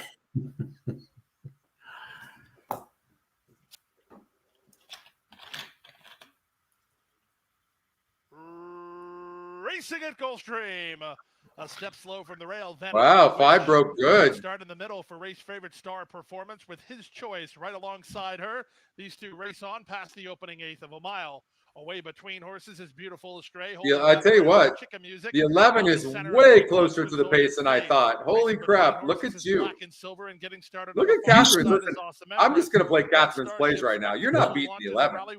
That's not going to happen. You see the money? The 5 took? The 5 was 14 to 1. 5's toast. 11. Look at the jockey on the 11. He's standing on the horse. Yeah. Star Performance to try to rally with an inside lane. On from 4th, it's Awesome Empress, then Black and Silver and Chicken Music, and they're at the top of the stretch. They fan across the course here. From between horses, Awesome Empress has to quicken. She gets a response and now kicks for the money, and the inside Star Look at this. Back second. But it's Sammy Camacho. That's and amazing. Awesome Empress, who are nice going, Catherine. Awesome Empress. There's the 1. We talked about the 1 being a long shot play and getting up late. I love those kind of plays. You know what? Way to go, Catherine, by the way. Good going, Catherine. David, maybe we'll call you the Tapeta specialist. Can I consult you when I need a Tapeta race as a mandatory in any contest? I love using the race simulator for stuff like this. When you have, look at, you see the 1 closing there. Just that right there. If anything goes wrong with some of these other horses and they don't get the best trip or whatever, and then you see a horse like this who's got a decent win percentage, is 9 to 1 in the EquinEdge morning line. Love that. Love that. You got to watch for those horses getting the money. And that exact 11-1 is going to pay massive. Let's see here. What's your guess, David? 11-1 exact is going to pay what? The 1 was what? 14 to 1? 21 to 1. 21 to 1? Yep. I'm going to say $118.40. Okay. I'm going to say the 11-1 is going to pay $80. Let's see here. 118. 11-1 pays 73 for a buck. That for $1 or $2? For $1. I go for $2. I'm going on a $2. Okay, that's convenient. Oh, whatever. Okay. There you go. I'm closer. Yeah, when somebody says, "What's the exact to pay?" I don't want to know what it was for $1. I want the $2. And when somebody said, "What did the triple pay?" I don't want it for 50 cents. I want the $2 payoff because that's how I grew up. And to me, it's like I hit an $800 triple, and I'm like, okay. So then when the buddy of mine says he hit an $800 triple, I don't expect to see him walking around with $4,000 in his effing pocket, and he is. I'm like, dude, you hit a $4,000 triple. What are you talking about? An $800 triple. That's for 50 cents. So, by the way, Sammy Camacho, just so you know, like he hits usually once or twice a day for a price. Like so good. I didn't realize the 11 was the EquinEdge second pick, and that the horse ran huge, ran a really good race. And one thing that I do look for with when I'm looking for horses to win or price horses is horses that show speed going longer and on the cutback. That is a big cutback, though, yes. From mile 70 to 5.5 furlongs. I would have preferred like 6 or 7 furlongs, but when you are looking for a horse, take the horses that show speed going longer and are cutting back. Same surface, though. Make sure it's the same. I agree. All right. So we have Keeneland in 3 minutes. All right. Let's go to it. Oldie, that I want exact is called Perfectas again. Yeah, the Perfecta. Yeah, I remember that back in the day. We were just talking, Oldie, about some, I can tell some stories about some characters. Actually, I was talking to Matt Miller originally about this. I said, I should write a book and start out with some of the characters who I met at the old OTBs and Aqueduct when I used to hang out there during the week. Just the stories that I could tell, that I could write. It's some of these guys are such characters. Big Bobby, Maury, the droopy guy. We still never knew his name. He just called himself the droopy guy. He called himself Droopy? Everybody called him the droopy guy. So then he took the nickname Droopy. And Nathan, the link feature with race replays is likely, there's a chance in December, but likely in January, February at the latest, but it's right there. We've got about 70% of the tracks that have approved us already for race replays. And right now we're trying to get through Breeders' Cup. We've been working on all the infrastructure part of EquinEdge. As you can see, we have live, our upcoming races is working perfectly now, perfectly. So that took us many years to finally figure out. And so that's the type of stuff we've been working on, is the structure of making sure that everything with tote updates, update immediately and very fast. And so that's what we've been working on the last 3 months. So, all right, here we go. Okay, Keeneland, I'm on the 10. You're on the 9, correct? 9, yes. Yep. And let's Kistler see, maybe I'm not on my game. I was pretty hot yesterday, but I just don't. The 9 has burned too much money for my liking. Rope-a-dope. JJ's Ranger, the last one. Comes forward. Goes in. They're at the post. And they're off. Knight in the quarter was off a step slowly, and here comes Lord of Mischief right out for the early lead. JJ's Ranger goes second up on the outside. Then Kistler, who starts moving up from between horses to challenge for the third position. He's got Major Mac right there to the inside, though, who's got third now by a half length. Rope-a-dope going to be to the far outside. Fifth moves up to fourth. Now that one challenges for third, just 2 lengths off the lead. Further back, Shaco next to last against the rail. And Knight to the quarter after that slow beginning has caught up with the field, is toward the outside, running nearly 5 lengths from the front. 23.43 seconds the time for the opening quarter. Major Mac the leader. Major Mac by a length and a half. JJ's Ranger is second around the turn as they move for the top of the stretch. Rope-a-dope third up on the outside. JJ's Ranger now being asked to go. Moves up a closer second out, a challenge for the lead. Rope-a-dope supplying pressure from the far outside. Major Mac is still there, but now drops back down toward the inside as Lord of Mischief tries to hang on to the lead, but to no avail as they come into the stretch. And here comes a challenge from JJ's Ranger. You know what? Lord of Mischief is hanging in there with Major Mac to the inside. Lord of Mischief, Major Mac. Lord of Mischief was challenged 2, 3, 4 times, and each time turned back the challenge. Lord of Mischief, Iran Ortiz Jr., 8-4. resilient to win the Open. It could be a speed favoring track today at Keeneland. Nobody made up ground. They looked like they were closing on the outside. Keep an eye on that. Let's look at the race simulator from the beginning. So it did have the 8, right? So it was 8-4-11, right? So yeah, look at the speed. Maybe you're right. But then the race simulator had the 8 stopping, but it didn't stop. It was 20%. So you're right. And this horse usually stops. It stopped, but it did have a new trainer. And picked up by Rad. And then picked up by Rad.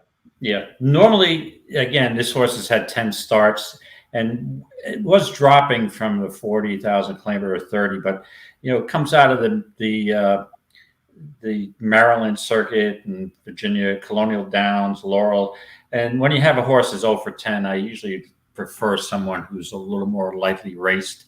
But yeah, I bet watch out for that dirt track today. It could. I'm gonna watch that closely because they didn't look like horses that would stay on. That being said, the 9 is burnt money and not really. Yeah, no, I agree. Right. So it's a hard one to say. Or yeah, maybe today's a day for the money bag. There you go. Here's a money bag. Money bag day. That sounds good to me. And the 6 is going to be right there too. So. And then look, if the one horse in the race number 3 is not exactly the best breaker. So this is if everything works perfectly, the 1 should have the lead, but it does draw the rail. Whereas the 6 horse we know is going to most likely break on top. So this 6 could go gate to wire at a price and goes up big time in GSR. I think this 6 is going to brew Boyne. Could be. And again, sometimes you have to watch these tracks and then you may have handicapped in advance and had an opinion. And you may, to me, I've a number of cases had to call, pivot or audible and say, hey, this is a speed favoring track. I got to keep that in mind when I'm restructuring these race wagers.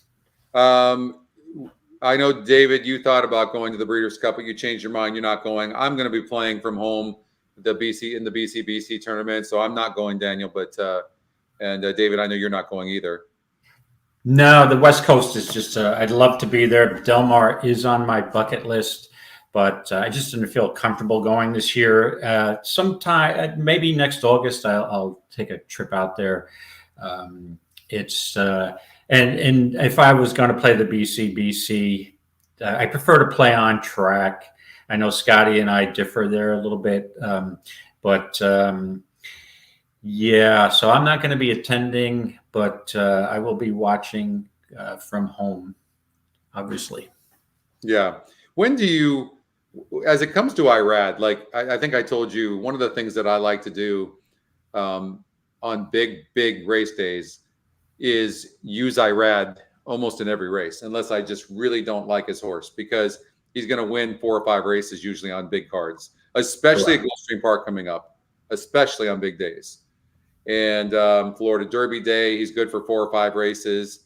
I mean, if you just bet him, you're most likely going to make money. But yeah, I've got a comment. I get that's not a strategy, but that all being said, Jose's point, like sometimes on horses that you're not expecting, especially when he's on horses for small trainers. Right. And I got a statistic for that. I believe this is true. Last year on Pegasus Day, IRAD, I believe, won 4 or 5, and the average mutual was $14, give or take. So the racing was just wide open. And if you can get a $14 on IRAD in an open race, hey, that's fantastic. So what we'll do is we'll watch this race here at Aqueduct that's coming up. You're on the 4, I'm on the 2. We in a 5-horse field, we had completely different horses. I'm on the price play, the instant coffee. I think that horse will be first or second. You're on the 4-horse Tabagaj. And Yes. I wasn't a fan of that horse, but maybe we talked about speed holding. The 3 and the 4 are pretty fast. The 2 is going to be coming from behind, so it's a likely based on the way the tracks are playing, at least the ones we're playing right now. It's likely the 3 or 4 wins that race, and you got 5-1 on the 4 horse. But we knew the 3 was going to be the favorite, but it's not the overwhelming favorite. Look at Law Professor. We've got 7-1 on the EquinEdge morning line. The odds maker has this horse at 9-5. Do you think that morning line odds maker is it influences people? Because, right, I think it does. Oh, I think it certainly does. Yes, yeah. And the concern, this horse could easily win his race, Scotty, but I opted not to include because of the layoff. But this horse loves this track and has won 3 races at the distance.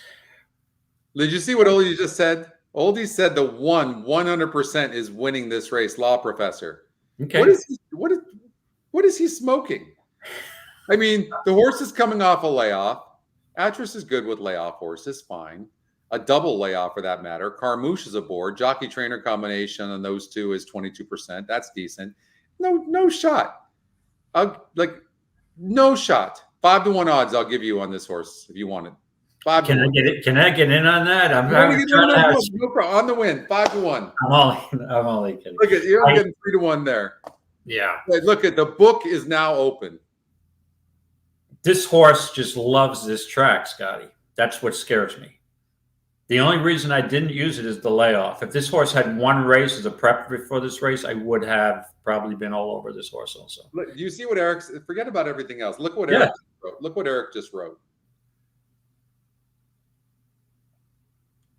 How about that? Careful wearing the EE gear. You turn into a celebrity. I wore my shirt 2 weeks ago in Las Vegas and must have been stopped a dozen times. I'm just telling you.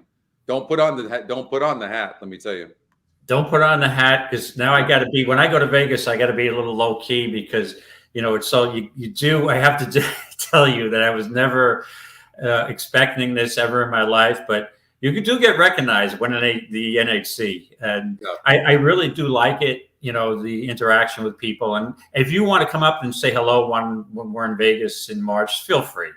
I mean, you'll probably see me at one of the bars. I don't drink very much anymore, but I'll buy you a beverage and I'll sip out of my baby bottle. And but it's just the attention sometimes. It does. You can get a little distracted. It's like, all right, I need a little time. Too many people are walking up to me because you want to be nice to everybody, because I wouldn't have been in this situation without, horse players and listening to all the horse players I've heard on these shows and picking up all these little tips. So if I wore the EE hat, forget about it. I would. Oh, by the way, too, we now have a merch store, or at least a company that is handling all our merchandise. Oldie, do you have the link for that? If you do, can you put that in there? That would be great. I'd appreciate it.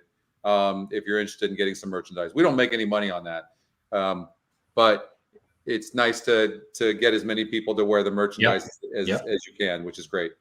So awesome, Daniel. Okay, race number 2. They are almost at the gate. Scotty, I heard. Didn't you get a lot of attention wearing your EE Speedo at the Bellagio pool last year in Vegas? I did. I wore that thing, and it was more of a G-string type of look. It gathered a lot of attention. Heard you got a ton of attention from the ladies. Catherine, see, that's a really good sign because the 2 is who I like, and Catherine said the 2 is sneaky here. All right, I try to make a case, Catherine. Why is Catherine not on our team? She should be on if she picks winners more than all of us combined. Yeah. Well, look at Catherine. In all honesty, I don't think the 2, based on what I looked at, I don't know if the 2 can run anymore. But so I had to pass. But yeah, wait, hold on. Who are you to tell Catherine? We tried that. I know, right? How'd that work out for us? I have an in with the trainer. Chad Summers told me this horse can't run anymore. I'm only kidding. That is not true. Okay, I joke around a lot. Some people take me too seriously. Okay, so David, you're on the 4-horse, 5-1. The 3 horses, the horse to beat, Boondog. Well, just for clarification, I love both. I like both the 4 and 5. So I think either one of those horses can win. I'm on 4-5 exact and 4-5 double with the 6 in the next race. Is there any horse that we haven't mentioned? And there's only a 5-horse field. How would you? Well, good luck, everybody. Do not let that one get a clear lead. Fight. Oh, what was that? Your jockey made such a big mistake not going with that one. What a mistake. He just lost the race right there. There you go. Come in. There you go. Look at the one, how ranked the one is. You tell me that one can win this race right now? Look at that. So ranked. What do you mean one gone? One gone backwards? The 4 stalking both of those, gentlemen. Nah, look at the 2. The 2's way closer to the pace without even being asked. I'll tell you what, you better watch out for this 2 at 18-1. Instant coffee. I prefer a latte or a cappuccino. I knew you were that type. Well, my stepfather loves instant coffee. I don't know. How I can't drink. I used to drink Sanka back in the day. I bet you did. Yeah.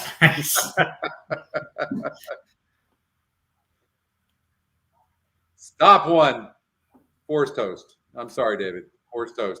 My 2 is running a darn good race. Give me a 2-3 exacta, please. One time. Here comes Toast. The 2 is looking for room. The 2's, I think, tiring. We'll see.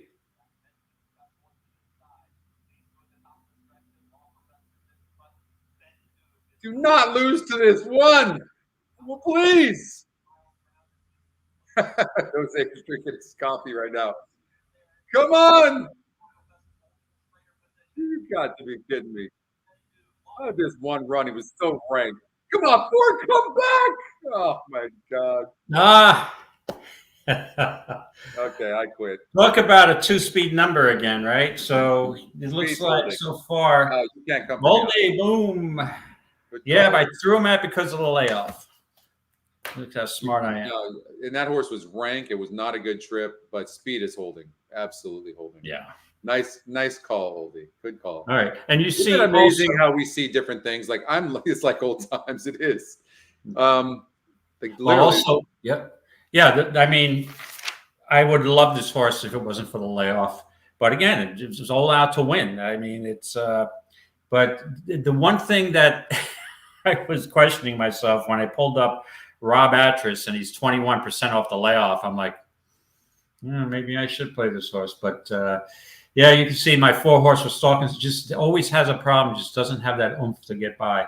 And that's why it also is starting to lead me to the conclusion that both of these tracks might be a real speed favorite today. Yeah. It sure looks like it. Oh, Oldie, the one's blinking.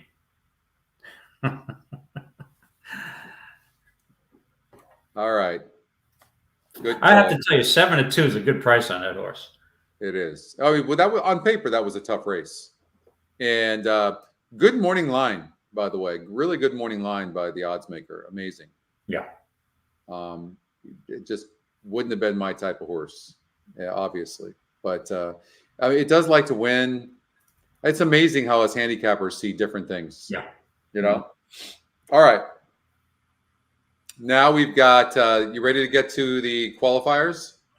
I think I am ready. I think I am ready. We're going to start with Keeneland race number 5. Let's do this.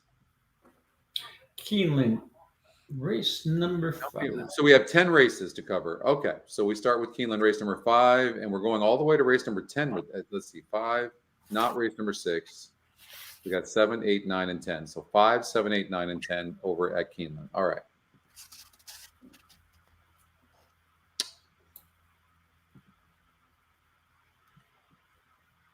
Let me just pull. I'm just pulling up my Keeneland 5th race on EE. Let's see. So we're going 9.5 furlongs. Okay. Let me get my bearings here. Okay, we got it here. So we got Keeneland, 1 mile and 3/16, which is an interesting distance for a turf race. And let's see what the simulator has in store here. But I thought the 3 would have a totally clear lead here. We have the scratch of the 7, and then the AEs are all out. Yep. Oh boy, the 12 draws in. Okay, interesting race.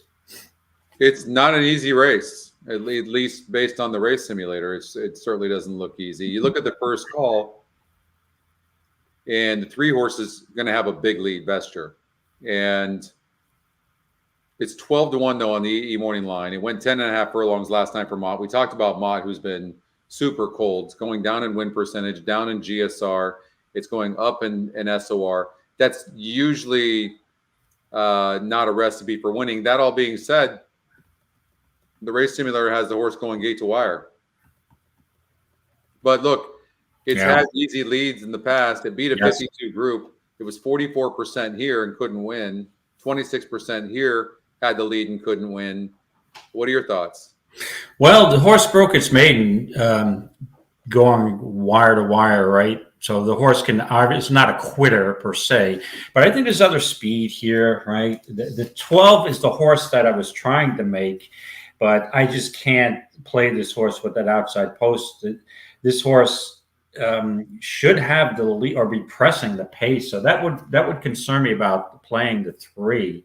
But I mean, if the 3 goes wire to wire here, Oldie likes the 3. That I just may play his picks at this point. But I have to tell you, I'm taking a little bit of a different strategy here today with the qualifier.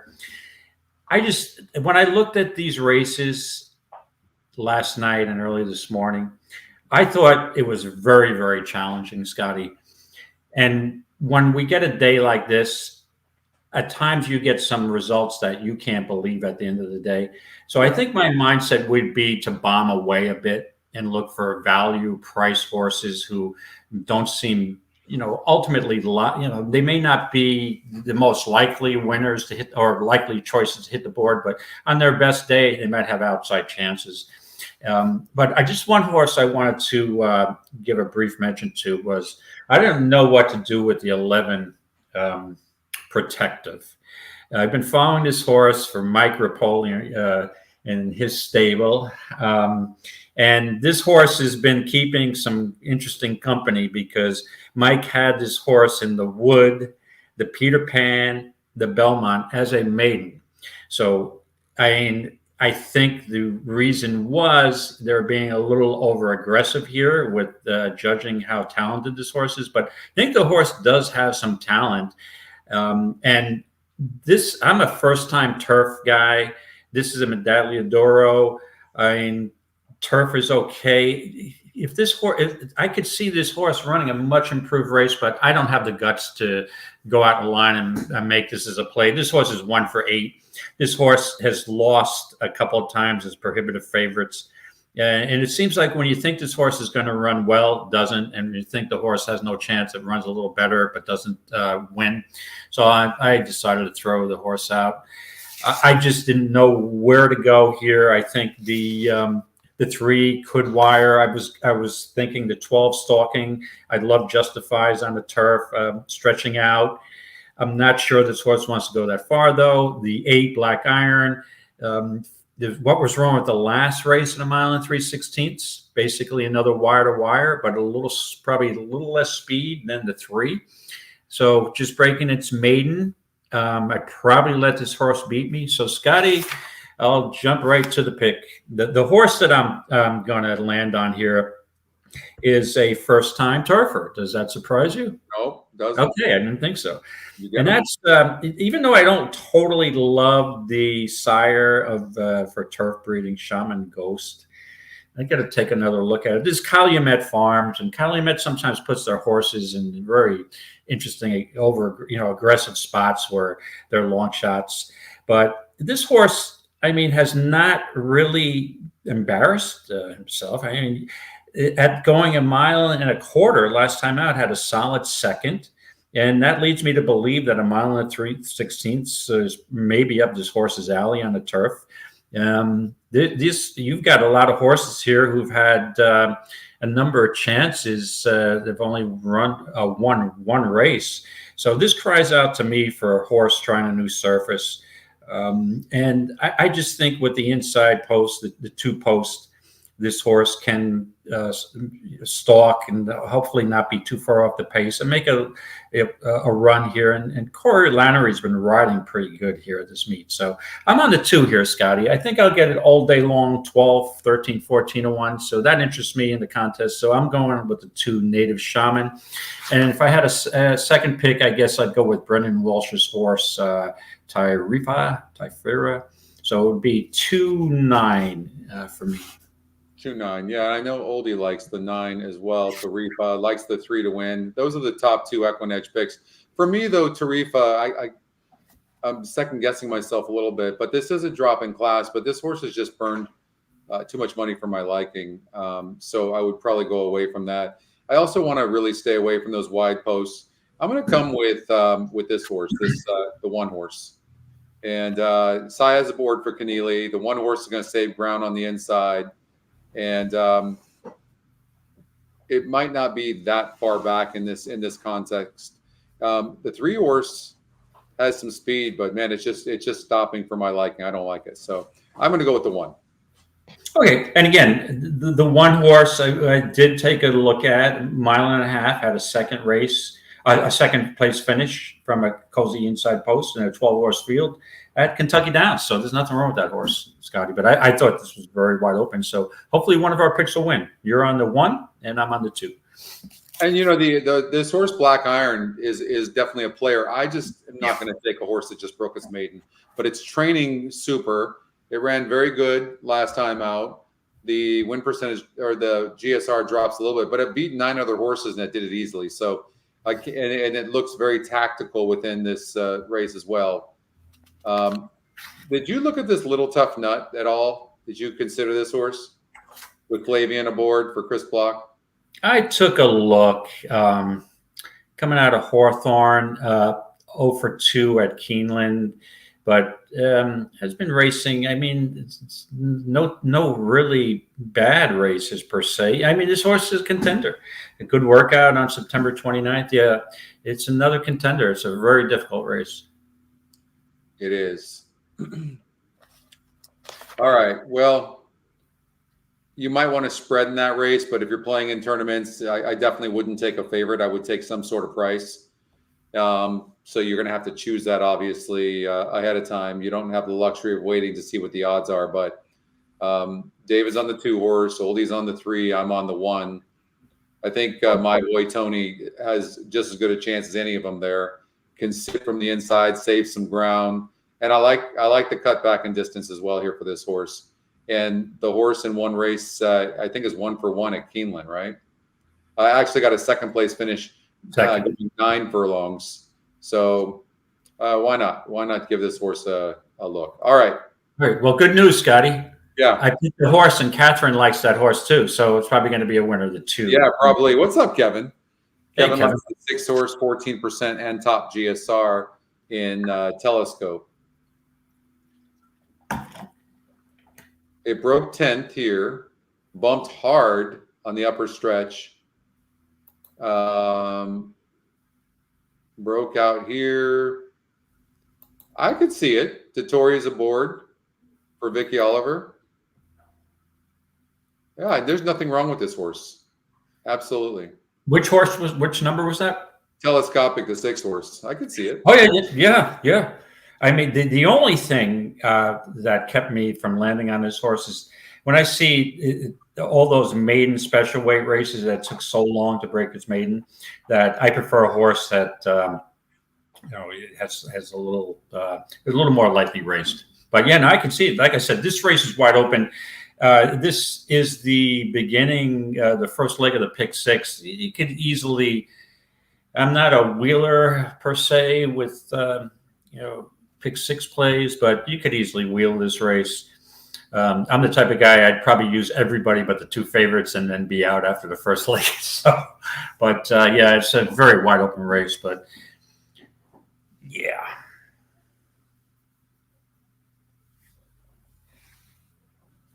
So I'm looking. We've got about 5 minutes to post at Keeneland's second race. And the horse that I liked is actually 36 to 1. Hello. That's exactly right up my alley. Hard as life. And let's see. Scotty's horse is 25 to 1. So we're picking a couple of long shot. Not looking what is this? Catherine, I don't understand I'm not sure what your reference is, but that's not handicapping. Is that in reference to one of our picks?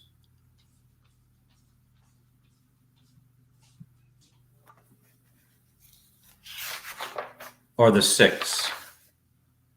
I'm not sure. Okay.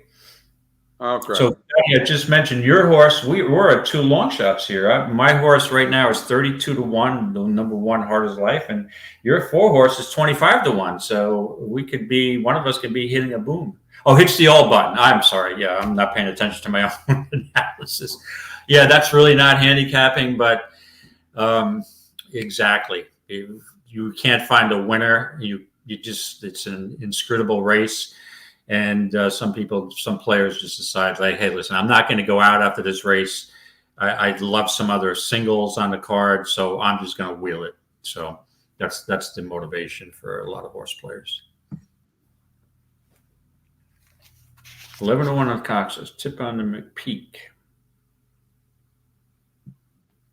So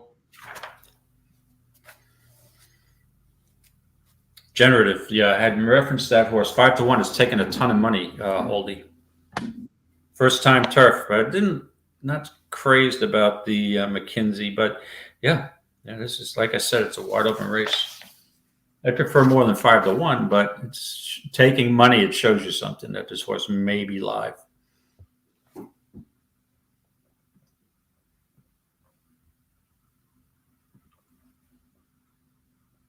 this is a very interesting race. I'm betting the 4 right now.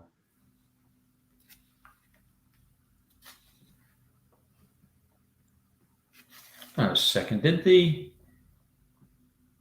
13 and the 14 drew in? I thought I had those as scratches. In the second race? It looks like they drew in. Yeah. Man, the 14's taking money. The 14 is 7 to 1 over the 11, who's 11 to 1. Even the 12 is 12 to 1. That's interesting. Comes out of that clock tower race, but so does Chapman. Yeah, like I said, the more that I look at this race, my head's going to start spinning around like The Exorcist type of thing. So I'm not going to take any more looks at this race. This is, I know, Catherine. 4. Yeah. Tough race. Yeah. So, Catherine, you make a good point. This is normally a race where you'd say, this is just so inscrutable. I am going to pass. But obviously, for purposes of the NHC contest, we don't have that. We just hope we get a long shot.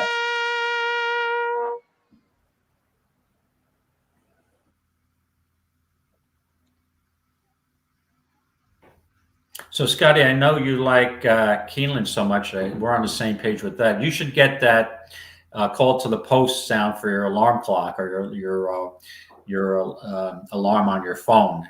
No, I think we should. I think we should 100% put that on the race simulator. I think that's an interesting idea. Sure. Right.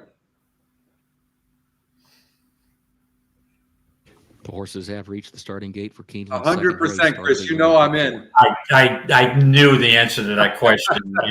I'm not psychic whatsoever. Yep, double pick 6 carryover. I might even get involved, Scotty.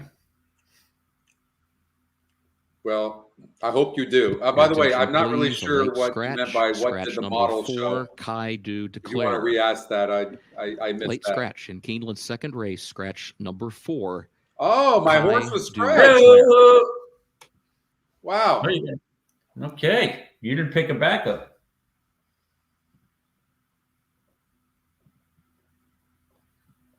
Yeah, you can just root for my horse now then. Hard as life. I'm rooting for you. All right, I'm going to pull up the leaderboard while we're waiting to see if any familiar names are in the top. So we've got the feeder, 140 entries. Oh, it's a little light today. The top 28 then get into an entry into the qualifier. Jose Garan on top, Barbara Small.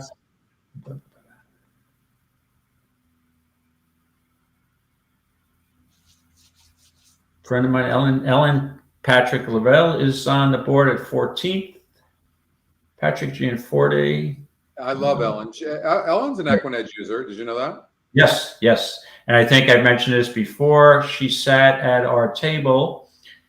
She actually sat right next to me and my wife at the Eclipse Awards. And that's the first time I met her. What a nice woman. She's just so... Super nice. Yes.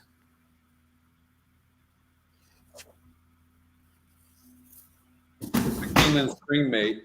David, we're talking about the Keeneland Spring Meet, which is 3 weeks. We're talking about doing live shows for the entire meet. I will tell you this, that I am, for those of you who know, I missed out on Keeneland, and I made a plan. I was going to text Jim Goodman and say, hey, when is that contest? What week it is? I'm making my plane reservations now because I am not missing it next spring. So if you're doing it every day, maybe I'll just rent a place in Lexington and I'll join you live every day. Yeah, I'd be definitely something. Perfect stop on my car ride back from South Florida. North. I know Chris is in, and then if you were in, then the three of us Horses have would reached the be, starting that would gate for actually Keeneland's be second really race, a the lot Green of fun. Lantern, start of the early pick 4. Yeah. Okay. All right. Well, I think we might do that. You can get during that time. You can get a 3-bedroom for $1,200 for 3 weeks. Is that 1,200? Is that 1,200 or 1,200 a day? Whatever. Yeah. 12,000. Yeah, I was gonna say, there's no way during that time we're getting $1,200 for 3 weeks. Chris, I would say if you know a 3-bedroom Airbnb we can get for the entire meet for $1,200, book it right now. I'll give you a 50%. Yeah, exactly. I'm yeah, there. no, it's $1,200, but we got to come all the way from Churchill Downs. We got to come all the way to Keeneland. An hour and a half ride every day. Yeah, well, book it now. As far as I'm concerned, book it. Let's do it. All right. Does it only have one bathroom? I need my privacy. Oh yeah, me too. We need 3 bathrooms. Okay, they're going into the gate. You've got the 1 horse. Did everybody call their shots yet? What did Oldie like? Catherine, what did you like? Everybody called their shots.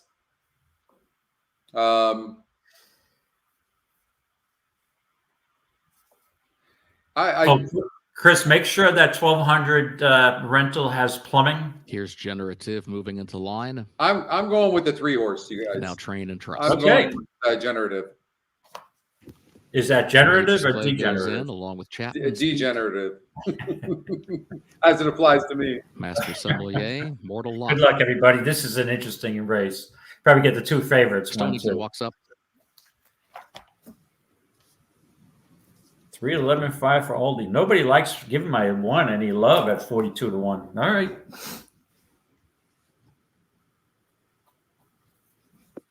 Sound Cause, the last one coming forward. Goes in, they're at the post. And they're off. There's Hard as Life from the inside. Malavaje quickly moves over One's on the toward lead. rail. Stop the Here comes race. Executor, Chapman's Peak, Mortal Lock, all toward the center of the course. He doesn't want the Sommelier lead. right behind that trio. Perfect Executor position. will have the lead heading into the first turn. Has cleared the inside traffic. Starts to angle closer to the rail. Master Sommelier going to move up right behind that one. Mortal Lock is alongside to the outside. The Chapman's Peak is in the 4th position. Stonington 3 wide in 5th. Hard as Life is 6th. Courageous Clay is 7th. A lane off the rail right toward the center of the Pretty pack, fast 7 pace. lengths off the lead. Sound Cause is 8th. 23 and Generative is 2? 9th. Train and That's all Trust right. is 10th. Malavaje is last of 11. Onto the backstretch they go. Executor got the opening quarter in 23.45 seconds. Mortal Lock second up on the outside. Half length separates 7 the top horse two. ends Master up Sommelier going off third with your by 5 a and 2 neck. And favorite. then Stonington far outside. And 5 Chapman's Peak in horse between that's horses back about fifth is 3 lengths 7-3. off the lead, followed by Only Sound about 3.5, Cause to the 4 far lengths outside back. in sixth, It's running nearly got six a from lot the of front horse. now. Then Hard as Life, Courageous Clay is in between horses. Has some running to do from there and needs to find some So more is the running room. three, for First that half mile matter, of that's sitting back. It's 47.55 gonna have seconds. to get Executor through leads to the 8 far other turn by horses. 3/4 of a length. Mortal Lock is second, a length and a Your half. one is Master on the Sommelier rail, third, not a half running length. terrible. Chapman's Peak Heads up a is little in bit high, fourth, has David, lost but a not length or running two terrible. around the turn. Hard as not so Life bad. and Sound Cause And a goes nice wide. cozy trip there. Nice Courageous near the Clay board. is still between Getting out. horses, still 8 lengths from the lead, and still trying to shake free. Has a lot of running to do, and in the meantime, Executor's trying to hold off Mortal Lock. Executor to the inside, Mortal Lock on the outside. Hard as Life toward the rail. Then Sound Cause, Chapman's Peak, and Master Sommelier. Executor the leader. Executor by Hey, 3 just lengths one in up a deep second. stretch, No, and then no, Mortal okay. Lock. Sound Cause runs late from the outside. Executor in front by 3. Executor to win it for Flavian Pratt. 7-14. After 7-14. that, it was Sound Cause who rallied up to the My outside. to one beat ran an Executor. incredible race at 46-1 and gave me a little bit of thrill. It did. And at Exactly. 14, we know why the 14 took some money. Yep, 8-1. And a From 7 that got post that late. position, it actually ran huge. 7 took a lot of late money for sure. And Chris Block, Flavian Pratt. We talked about this horse. I mean, that's a big jockey upgrade in Flavian. And he took the lead with this horse. Did the race simulator have this horse get in the lead? Yeah, it did. All right, let's get to Belmont at Okay. Aqueduct. I'm excited for this race. This is my play of the day. This is your play of the day. All With right. a purpose. I'm watching this race with a purpose, and I'm getting 9-2. Well, And and I the thing is that speed seems to be holding. Granadilla, the one horse, is not the best breaker in the world. It's very fast. I'm going to suggest that the 4 horse is 7-5 on the EE morning line. And I would imagine Dylan Davis is going to be sending very, very hard.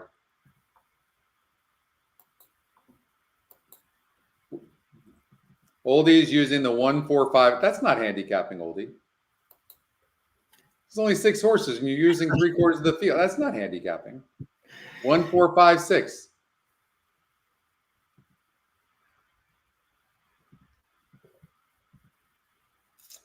All right. This is your play of the day. I'm on the 4 horse. 5 is a horse to watch, who's now your favorite, Gallant Gita. Going on the dirt, the GSR does go up. It ran on the dirt in its first start. But we got a late scratch. Late scratch. The 5. The 5 horse is a late scratch. Well, So look at it this way. Oldie only has to use 4 now. Yeah, he's only using 4 of the 5 horses remaining. Oh, and the one horse he's not using was 1%, 35-1, whatever. See, the problem is now that was not a good scratch for me, because now the price of my horse is 5-2. And I was, you know, when you look for bets of the day, I don't want my horse being 5-2 off a 7-2 morning line. I was looking for a 7-2, 4-1. You follow me? So now I'm a little. Do I pull back and cancel that wager? I guess I'll let it fly, because I do also think it's outside of the feeders or the qualifiers. I think the 7 at Aqueduct in the next race is a total single, Scholar Poppy. So I guess a 6-7 double is what I'd opt for here.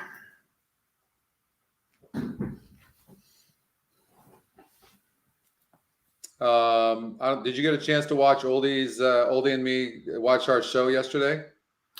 Unfortunately, I did not. I apologize. I was tied up yesterday, but yesterday evening. But You gave out we gave out a lot of good horses we covered a bunch of stakes races this weekend, and we gave out a lot of good horses. So you might want to go on YouTube and go watch that show.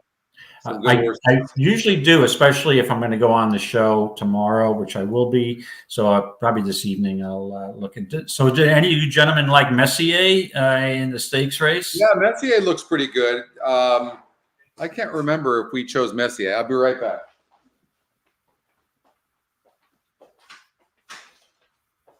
All right, good luck. They're almost loading in the gate, and we've got 3 horses taking money. The one at 7-5 as a favorite. The 4th is actually now they're wavering back and forth in favoritism. The 1 is 3-2, and the 4 is also 3-2. Looks like a slight bit of more money on the 1, and the 6 at 5-2.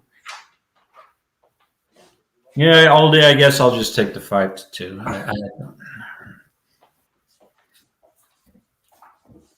I don't like that when you have a scratch on a horse that you didn't think is going to win the race, so you get less value on your horse.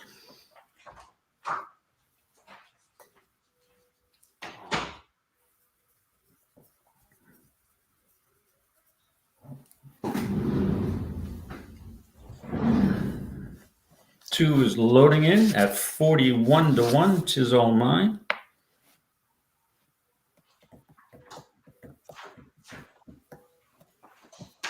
And it looks like the 3 is going in All My Dreams. First time dirt, cutting back from a bunch of turf 2-turn races. All right, I'm on the 4. I'm on the 4. You're on the 6. I'm on the 6 big time, my friend. Good luck, everybody.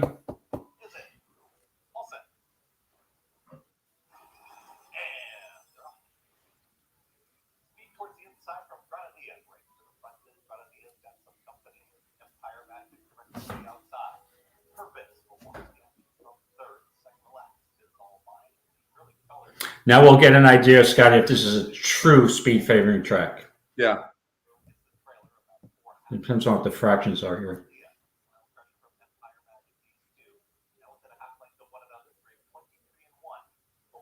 23-1. It's not that fast. That might compromise the 6 a bit here. Would you look at Dylan on the 4? Like, he's been on the brakes on this horse. Yeah. Whereas the 6 horse is already struggling.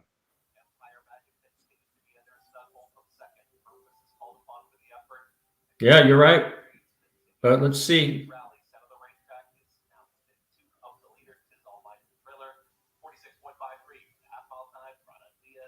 Yeah, the 6 is struggling. You are right. I don't think you're catching. Well, the speed is. 4's got the race. 4-1. 6 ran huge, but that speed's just holding.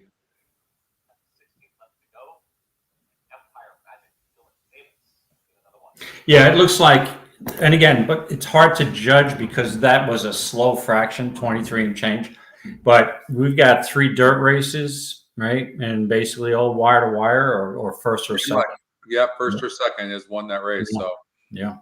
Well, I got off next time out for the 6. Next time out, my friend. All right. This horse, the 6 is looking for 2 turns, I'm convinced. Let's see here. What do you think? What's the GSR? Yeah. 2 turns. Yeah. All right. All right. All right. So we have, did you want to go to a Woodbine or we're going back to the qualifiers? We're going to go to Woodbine real quick. We're going in the gate. We'll break it up a little bit here. Sure.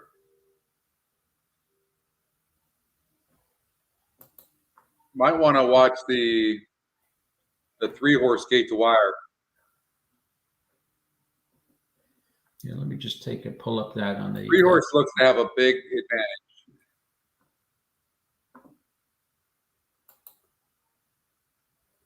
Woodbine second race. Yeah, There's maybe the 3 gate to wire. As one of the last few to load, Super Cop. Uncaptured Moment. And to the outside, Prince of Thieves. Can't get it up there. All right, here we go. Prince of Thieves moves up. Has gone in, and they're all in. And locked up. On their way to a great start. And showing up towards the center of the track, Adelaide Court is coming for that lead. Super Cop got away smartly, and so too on the outside, Uncaptured Moment. And going right through is Tasman to join Adelaide Court. They've come clear. Adelaide Court, the leader, a half to Tasman. A couple away break. The spell has gone up to share third, and Winston Blue nudging through with on the inside. Ready Shakespeare. They raise as a trio behind the top pair. 2.5 away came Super Cop, and behind them Uncaptured Moment, Prince of Thieves, the widest on the inside Enchant Me, and 2.5 away last is Mo Tourist. Racing with the lead Adelaide Court away from the inside. On the inner is Tasman. 1 away third, Winston Blue, a length to break the spell. Prince of Thieves the outside, pushing along as Super Cop. Then Uncaptured Moment, Enchant Me in the clear, and last is Mo Tourist. Adelaide Court on the outside, tussling with Tasman. They're leading inside the 3/8 by 3.5 to Winston Blue.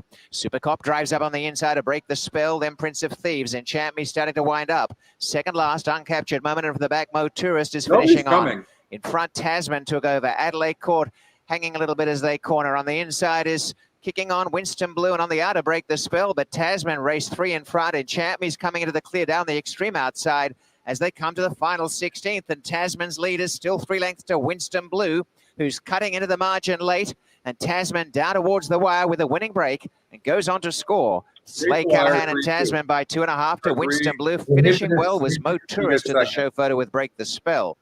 Behind them, Enchant Me, 123. I like it when it works like that. Like, think about that. Look how fast we did that. Like, I bet that 3, and I actually did a 3-2 exacta. But when you go over and you see this kind of pace advantage, and then you have a decent win percentage, like, and you see such a big pace advantage. Now, we knew the 5 was fast, but a low win percentage, really had low metrics.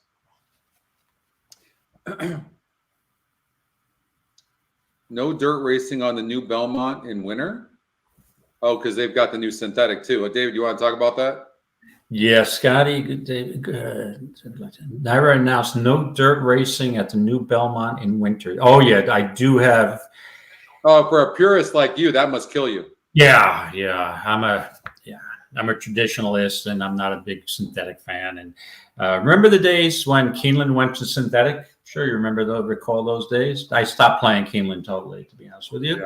Yeah. And now I'm back. I was back when they converted over, and I'm not a big fan of Tapeta. And the real reason is that I don't like a track that every day the track condition is the same. And I know people are going to say, well, if it's raining, it goes to a different, it's a little more speed favoring, or if it's too dry, blah, blah. I don't. I grew up with sloppy turf races on bad days, going to a sloppy track, going to a muddy track. I think you can go back and look at form that certain horses may have back form on muddy tracks. You can get some value, and these days it's harder to get it than it was years ago because you have so many people having data. But I just don't want my dirt track being in the same exact condition every day.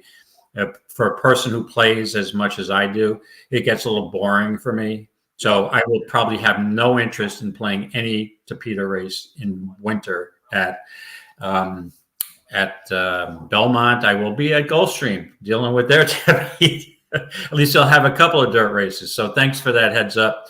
And there's not some. I've talked to a couple of trainers or friends of mine who have horses with trainers down there, and some of the top winter trainers down there aren't too happy about this, to be honest with you. All right.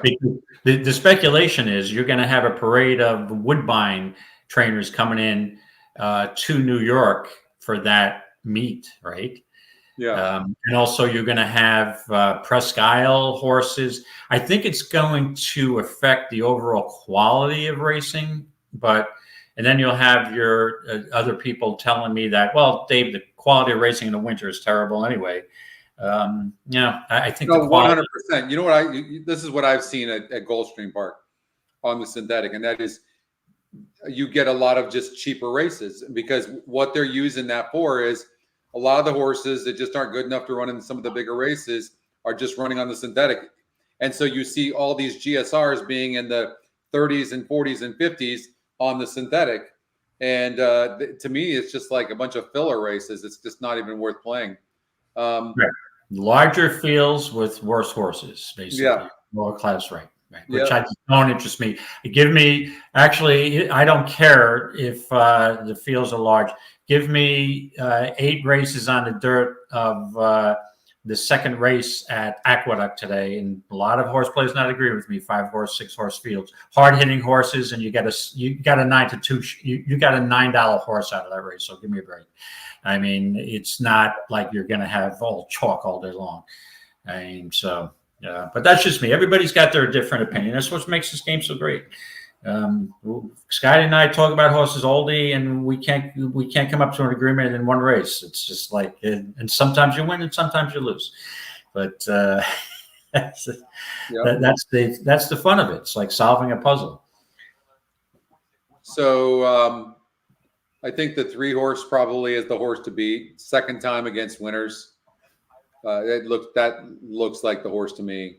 The 7 horse is fast and could hurt the horse a little bit earlier, but early. We'll do this Gulfstream and then we'll get back to the the other races. Let's just see here. So we have about 2 minutes. Like I said, we'll cover this Gulfstream race and then we'll go to the qualifiers, which is race number 7 we have to get to at Keeneland. But so when we look at the first call, it looks like the 3 is the fastest, but could duel with the 7 a little bit. The 9 horse is a horse that's interesting, but it has burned a lot of money. First time for Bobby DeBona, who's only won 1 races and 10 off the layoff and been at this level a while. Certainly deserves a look. But let's just say neither one of these horses was to win. Then who are we looking at? Like a good question. Right, you know what's interesting to me here? Like, I don't know who's going to win this race, but you might want to look at a horse like the 1 horse to be like third in the 2, Smoke and Bow. Those inside posts do very well on the dirt here. The wide posts don't do very well here. So which means that there could be some horses backing up. It's still like the 3 to win the race, but I wouldn't be surprised if the 1 or 2 got in the money at big prices. Yeah, this is 7 furlongs, 9 wins a 2, right? That's what the race we're looking at. Yeah, 7 furlongs is a tricky distance. So I'm looking for a horse who's had success at the distance. Let's see. Is the 4 still in? Now Grand Daniel, first team, joins the line with Blue Jay. Yeah, I'm on first team. Ambushed. Go back to its race 2 back, and this horse is a winner. Cigarettes. Did face the 3. But I think going back to a fast track, maybe this horse's benefit. So I'm on the 4. I'll use the 4 here. First team, Scotty. Okay. Good luck. Pascal Moon is ready. 16 cigarettes to the outside. Field of 9 at 7 furlongs there in the gate. And they're off.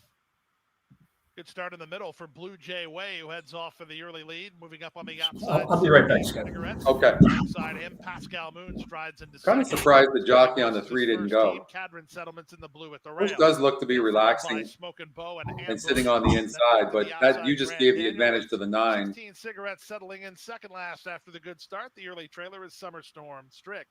And the run to the half-mile point, Blue Jay Way at a big number under Jose Ferrer. They carved a quarter in 23-3 and lead by a length and a half. Pascal Moon gets a good trip in second. Cadron Settlement out the rail third. First team is now 4th. Ambush is up to 5th. Back to 6th, it's Smoke and Bow. Racing 7th is 16 cigarettes. Summer Storm Strick is 8th. And Grand Daniel, his bid was short-lived. Yeah, that's what I think. As they round the far turn. 9 looks gone. Favorite Pascal Moon, who's up to take the lead under Jose Morelos. Into the clear. Now Cadron Settlement tries to go get him. Outside and first team into 3rd. That's all for Blue Jay Way. Grand Daniel comes alive after being last. He swings into action on the far outside. They went 47 seconds for the opening half mile, and Pascal Moon travels pretty well with an 1/8 of a mile to go. He has a 3-length head start over Cadron Settlement in second. First team is now 3rd from the back, Grand Daniel, and moving up between Summer Storm Strick to the wire at even money. It's Pascal Moon to win it. Pascal Moon got bet late too. By 6 in the end. second. Cadron Pretty Settlement, chalky. first, 9, third, 3, 4. 16 Cigarettes. He ran fourth. Then it was Summer Storm Strict. Okay. We got Keeneland race number 3 coming up here shortly, but we're going to get to we did Keeneland 5. I'm on the 1 horse, my boy Tony. I don't love it. And this race is super tough. Oldie's on the 3, and then the 9, and David's on the 2, and then the 9. That's in race number 5. In race number 7 now, let's get to that. Like, these are some 2 super tough races. I can tell you just from what I can see so far, is that as it applies to this qualifier, you guys, like, don't take chalk. Like, at least 2 or 3 of these 10 races are going to be won by probably some big prices. So one of the things, if you're an EquinEdge user, what you can do, we'll get rid of this.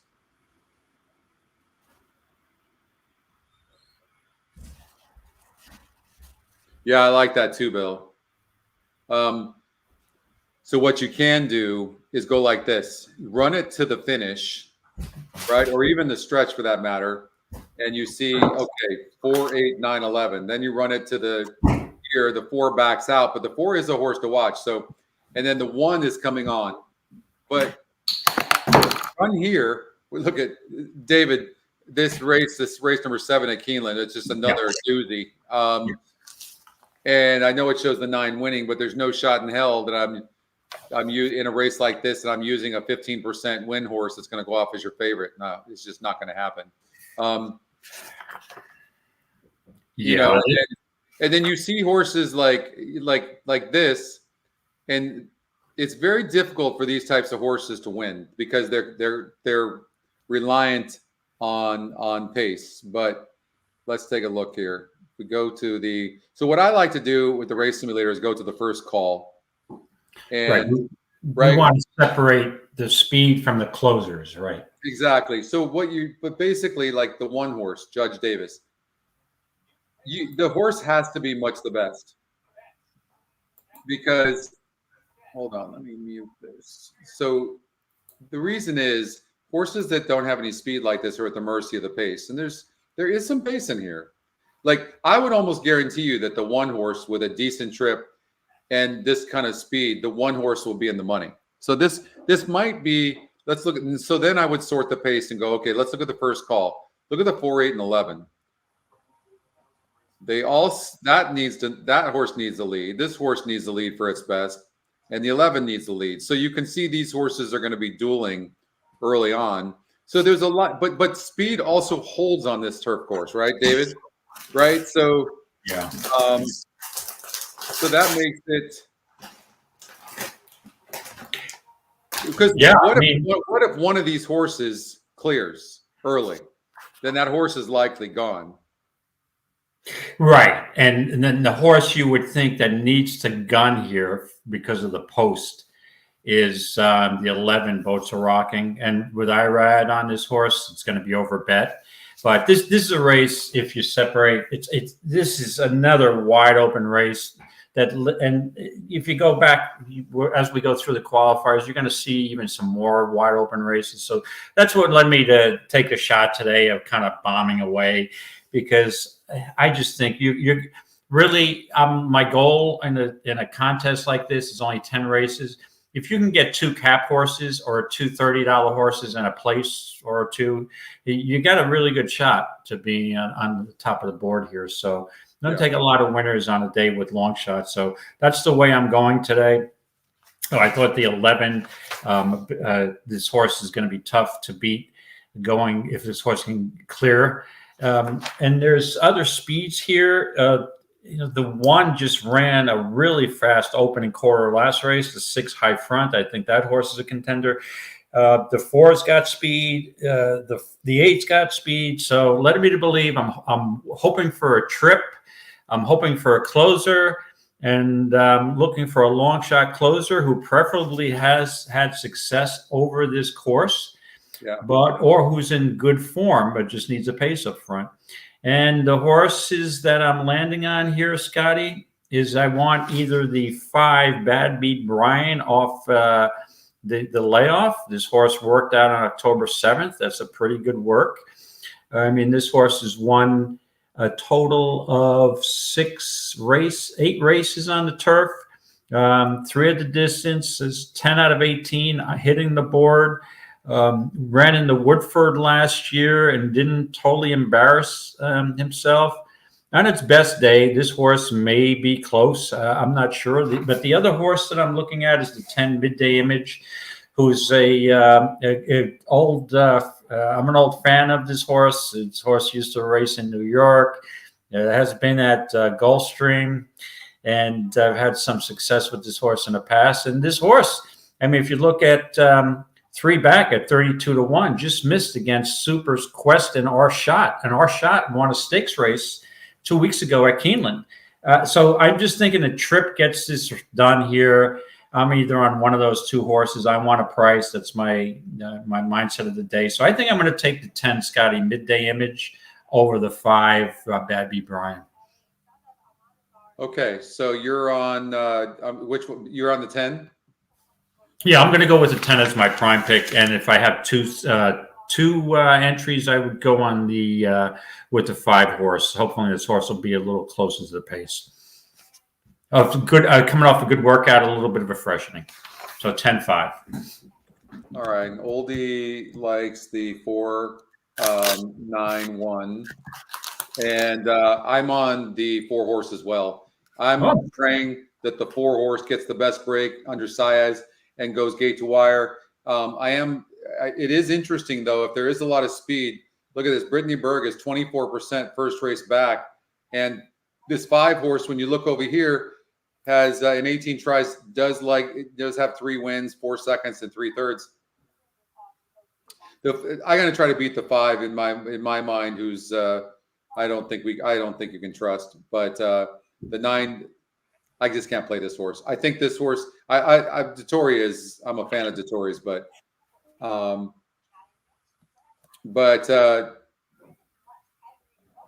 even the 7 horse is closing. But speed holds so much on this. And not only that, the 4 horse is a horse to watch.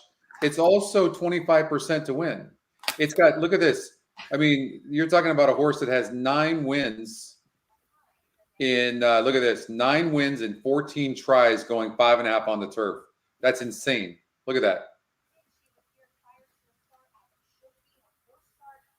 That's pretty amazing. Yep. And has the top GSR as well. I got to go with the 4 horse. I'm praying that the 11 and the 8 don't break well. That's what I'm hoping for. Okay. Yeah. Well, I mean, the 4 is trying a new track for the first time. Keeneland is, I believe, the high weight in the race too at 125. And look, David, this horse, look, in 5 tries so far in the last 6 months, 3 wins for $230,000. Like, there's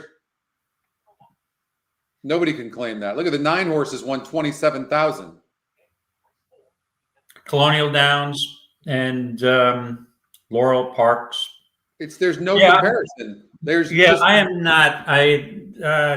Gentlemen, I'm not sold on this 4 horse whatsoever. The only way I think I just think there's too much speed lined up in this race. So this is a horse I would pass on. Yeah, I'm on the 4-1. And if I do 2 entries, I'll end up using that. All right, let's get to Keeneland race number 3. I love the 6 horse, who's 6-1 right now.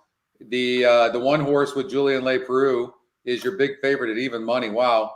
And David, you're on the 3 horse. Take a stand. You're taking a stand against the 1. I'm taking a stand, and I like that 5-1. Solid price. Good luck, everybody. To switch to the far outside. This is the short stretch, trying to come after Bruno Boigna and Positano Sunset. Bruno Boigna, Positano Sunset, take a stand is still 3rd. Positano Sunset and Bruno Boigna going at it. Take a stand is 3rd. Take a stand, a final try, but it's Bruno Boigna who gets up to win it by a half length on the line for Brian Hernandez Jr. All right. The 3 not changing leads certainly helped. So it came in 6-3-1, I believe. Very close. So we hit the exacta, David. Very good. Nice. 6-3-1 works for me. The 2 is out. So, all right.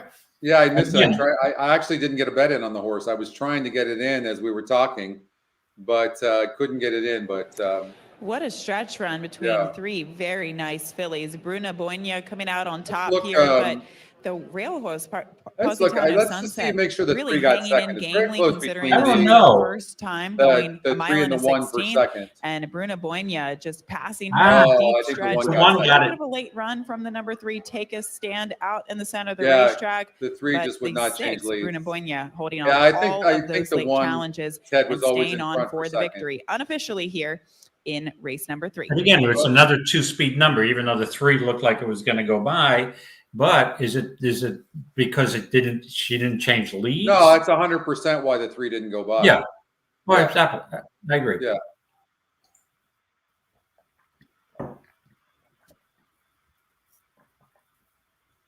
What's up, Jen Ochoa? We had not, Jen. It's been at least a year. Where have you been? Hello, Jen. Oh, you used it. Okay, good. Thank There you. you go.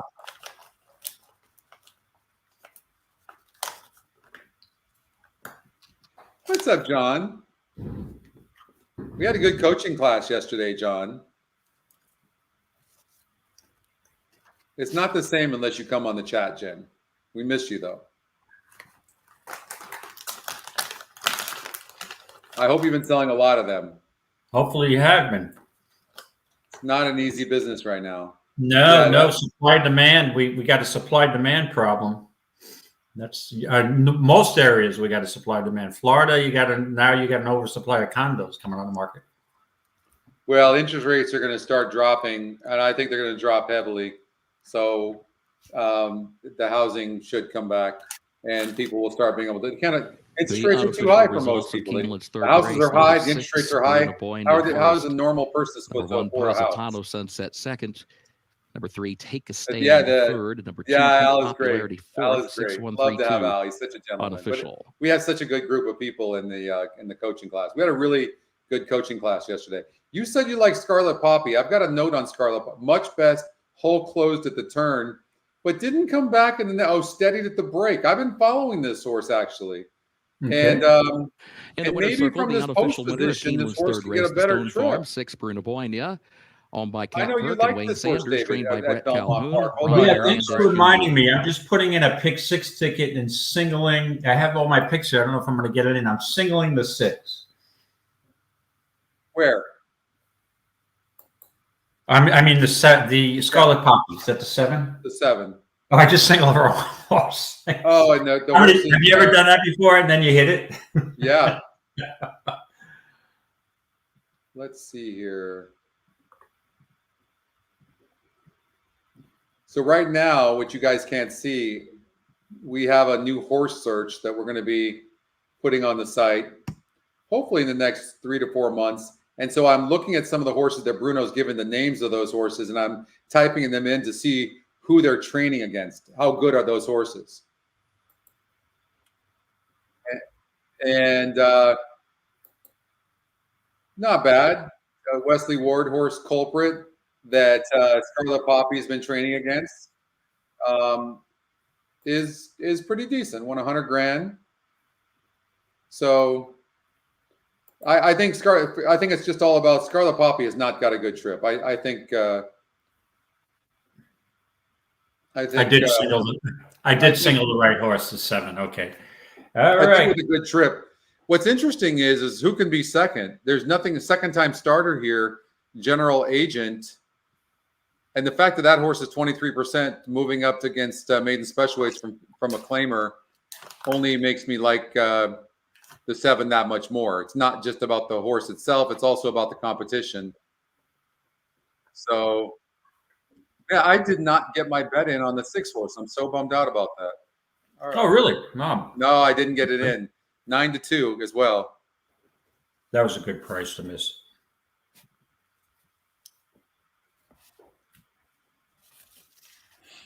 Yeah, exactly. It's a really great feature to be able to look and see, look up horses you want to see, look to see who they're training against. All right, let's go to Belmont, and they're almost at the gate, but the 7 should get a really good trip. really, like, who's the second horse? It's got to be either the 1 or the 3, right? That's unless one of the first time starters is better than what we're showing. Yeah, the 1 looks like the logical. And Clement's other horse, General Agent, comes out of a maiden 50.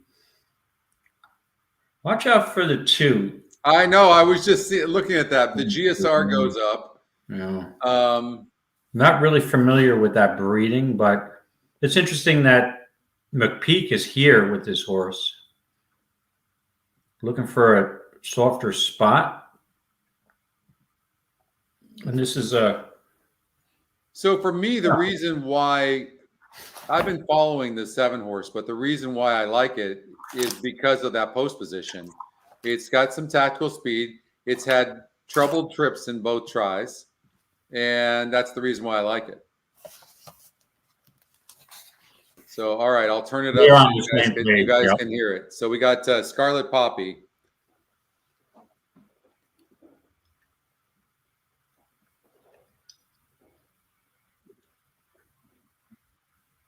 Yeah, this horse is 7. Gets a perfect trip from the outside here. Yeah, the 5 doesn't look so great. First time starter.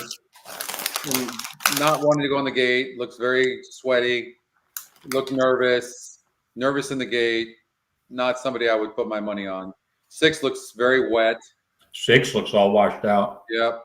Like it's not that warm in New York today.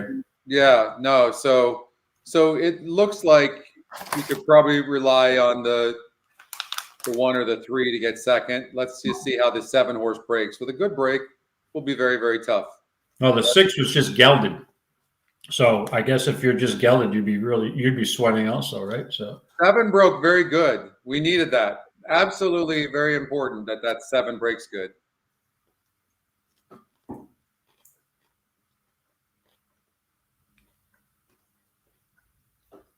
They hammered this horse down at 3 to 5. Yeah. Don't look at me.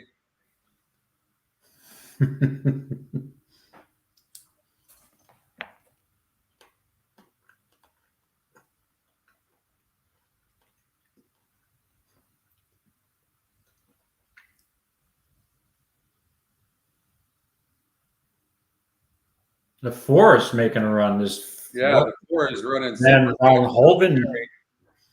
Von Hoven wide.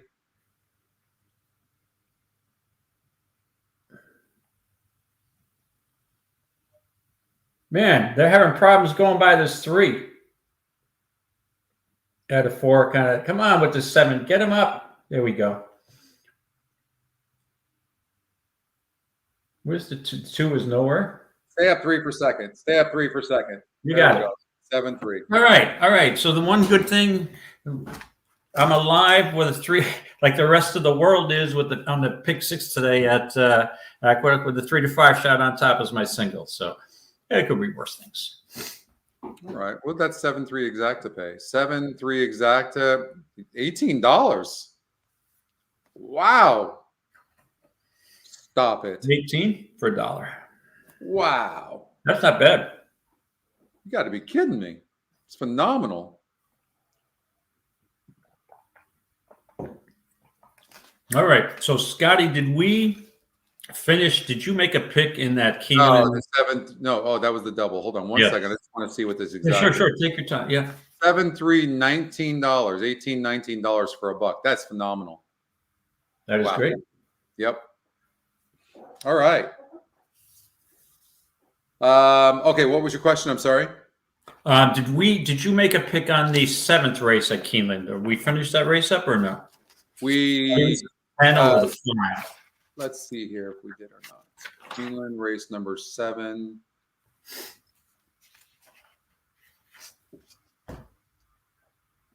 Yes, I'm on the 4. Oldie's on the 4. You're on the 10. So we're done with that. We're going to finish up the card at Keeneland. So we got race 8, 9, and 10. Okay. 8, 9, and 10. We go to 8. And Catherine, I used to live right around the corner from Saratoga State Park. I love that Park. That's one of my favorite parks in the entire, I would say world, but I haven't traveled outside of the country often. My favorite park in the country. Used to So do my Oldie and training. by the way, Oldie and I covered this race yesterday, so this is easy for me. I'm on the 10 horse, and Oldie's on the 3 horse Echo Sound. What were your thoughts in this race? Oh boy, another wide open race here, Scotty. So this is we've got a stakes race going 6 furlongs for 2-year-old fillies. Yeah. So the bottom line is, let me just pull up my EquinEdge again, because I did have notes here, and I just wanted to. It looks like a lot of speed here, right? Yeah. So you're on the 10, thinking that horse is going to start coming off a sloppy track race at Churchill with front bandages on. Okay, I did not look at race number 6 at Keeneland. I'm sorry. Okay, I did take a look at that race, but I'll get back to it in a second. So yeah, this is another race. Again, my strategy today, my game plan is to bomb away. So I'm not using the 3 or the 10 based on their morning line. Again, there's another difficult, wide open race. So the 2 horses that I'm trying to get here, the 2 horse interested me a little bit, Glee, for Steve Asmussen. But Steve's barn at Keeneland has been ice cold. They're 1 for 29, and they're not doing much better in New York. So, wow. We'll get back to Catherine in a second. We used to be neighbors, but we'll get there in a minute. So Glee, showed speed last time out and wired a field in a cheap stakes race. I mean, this horse looks like its best form is going, sprinting 6.5 furlongs the last race, opened at 4.5 furlongs on a sloppy track, went to the debutante, a stakes race, and then another stakes race. So this horse has been keeping some good company. I think this horse may be able to raid off the pace a little bit. So this is a horse that I would consider. And the other horse that I'm trying to get home, and I think I'm going to land on top, is the 11 Atomic City. This horse broke its maiden at Churchill at 6 furlongs, then went to the Adirondack up at Saratoga, and that's not a terrible finish, beaten 12 lengths for the 3rd place finish. Then stretched out to a mile. So we've got a horse with the 11 cutting back again from a mile to 6 furlongs. The Pocahontas was a race where this horse just didn't really show much. And again, it was 31-1. So that makes sense. It was a tough field. So with the cutback and the morning line price, Eddie Keneally, whose barn is doing okay up there, down there. I'm going to go with the 11 here, Atomic City, Scotty. And my other pick would be the 2 Glee. Like I said, the mindset today for the contest is let's look for a price. Let's look for decent, good prices. Sounds good. Yeah, I'm on the 10 horse Trust Fund filly. I thought this horse would get a good trip, and this horse is training really good. And this horse trained against Candied. I really, really like that. And Battle Drum. So let's watch the video of this. You're going to see the gray horse that's sitting behind the first 2. You're talking about Candied and Battle Drum. These are really nice horses. And then you're going to see Trust Fund filly behind the gray. And let's see here.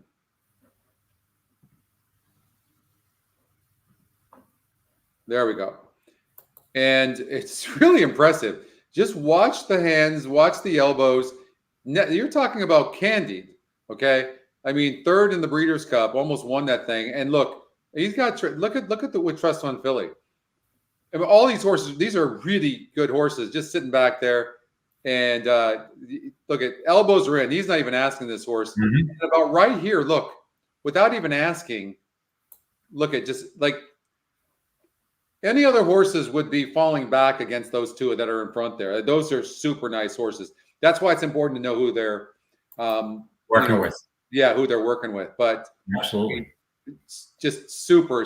I think this is a very nice horse. There's no Candieds in here. Candied would be 1-9 in this race.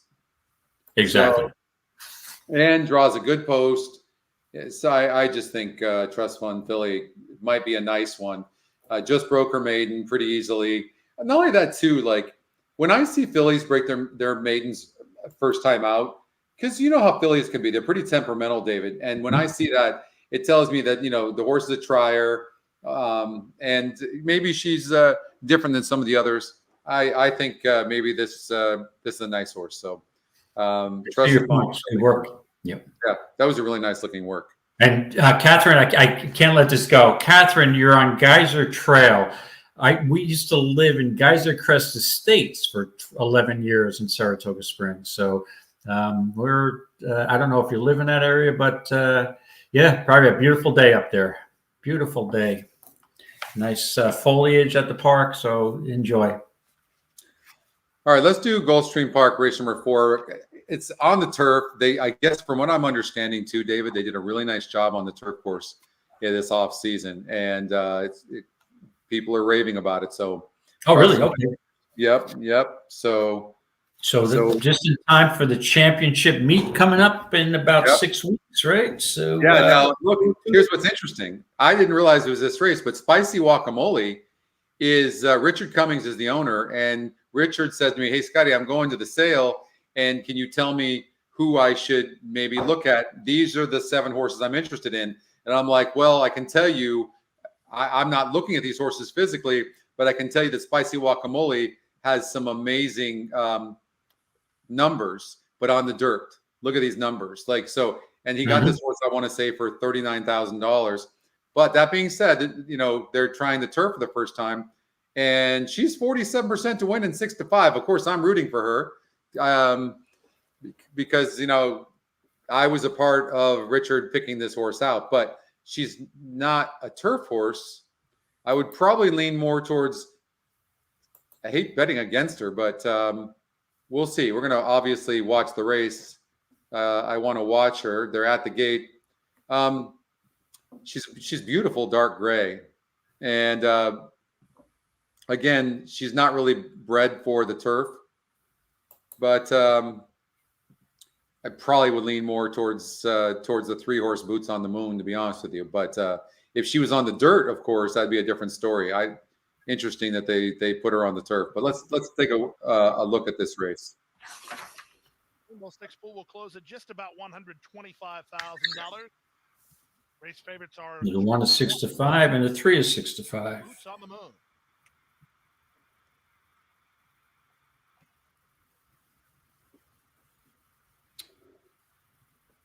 Come on, Spicy. 4-7-2.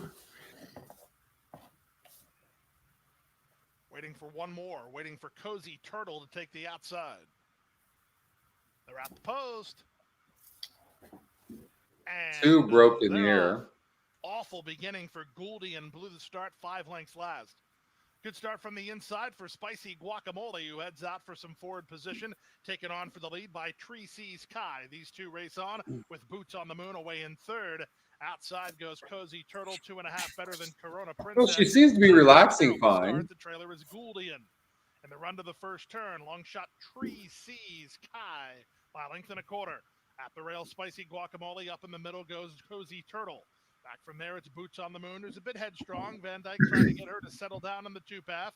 Down at the rail goes Corona Princess, and still 3 to Gouldian. 23-1 for an energetic opening quarter. That's pretty fast. To go. That is. Tree Seas Kai leads by half a length over Cozy Turtle in second. Patiently handled is Zayas on Spicy Guacamole, third at the rail. The other favorite, Boots on the Moon, is in the white blinkers in the clear on the outside. Then Corona Princess and Gouldian is last. With the half and 48-1, they leave the backstretch and move on to the far turn. Tree Seas Kai by half a length. Cozy Turtle is second. Spicy Guacamole is looking for racing room. She looks third. really good. Going better than Boots on the Moon at this stage. He is. Nice now. And Gouldian is last. I mean, he is just sitting really chilly on this horse. The problem is the 6 is going to stop, and Zayas is going to have to get room. There you go. Come on, go through. Go through. Come on, girl. Come on, girl. Go. She's 2 lengths off. There you go. Here comes Spicy Guacamole. All right. Yep. Kai Richard is the He's got his nicest game, guy, second the place absolute behind nicest Spicy guy. Nice. Guacamole, who's a Yeah. fourth place winner. Hello. Going to be a good battle here for second. Wow. Treacy's Looks Kaya, like Oncoming 1-3. Boots on the Moon. Corona Princess is Couldn't be fourth happier for in Richard. 143 flat. Wow. Good. Hey, look at that. That's a decent purse right there. Look at for a $25,000 claimer, a $36,000 purse. That's pretty darn good. Love to see that. Let's see here. All right, I'm just bailing out on you in a minute. I got to charge. I got to put my charger in. No, you're fine. Look at that. $36,000 purse. So good. I'm so happy for Richard. That is awesome. All right, we got Keeneland 4 coming up in a bit. I think we need to go back. I think we ended in race number 8. Okay, Oldie likes the 3. David likes the 11. I like the 10. Race number 9. Race 9 at Keeneland. Yeah, we've got about a half hour, so 3:08 is the first. Yeah. All right. So let me go to the 8th. Again, another contentious, wide open race, in my opinion. And I'm going to stay on that same bandwagon of getting prices, nice prices. No second. If I remember correctly, I think we covered this race because I remember Oldie liking the 2-horse poolside with Slim. Let's see here. Yeah, we did talk about this race. I don't know why I don't have any notes on this race, but I know Oldie liked the 2 to go gate to wire. That's for sure. I remember that. And I don't think I had an opinion in this race. I thought it was like you said, I just was absolute grab bag. Yeah.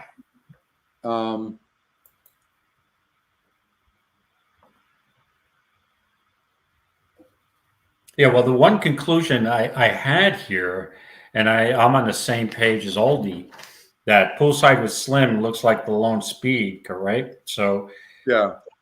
And if I'm looking at the EE pace metric, you got a 71. Then Farrow's Wine has a 53. So you've got almost a 20-point disparity. So just alone off that, that deserves a play. The interesting thing is this horse's morning line 5-1, but the EE morning line's 10-1. But I think you've got to use this horse. But since I am Scotty, I'm on the long shot bandwagon today because I'm tired of getting beat on these NHC contests by some crazy random cap horse. So it's not happening today.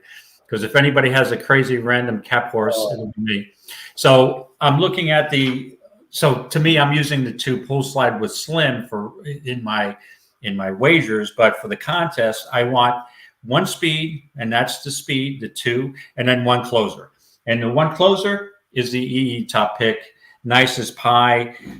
This is a second off a layoff. I mean, this horse is going to be probably at least 10-1, maybe 12-14. And if you go a couple back in the Penn Oaks mile, look who was in against Nicest Pie and who beat this horse by a head, poolside Slim. So, and this horse was flying going a mile. So I think you're going to get a similar setup.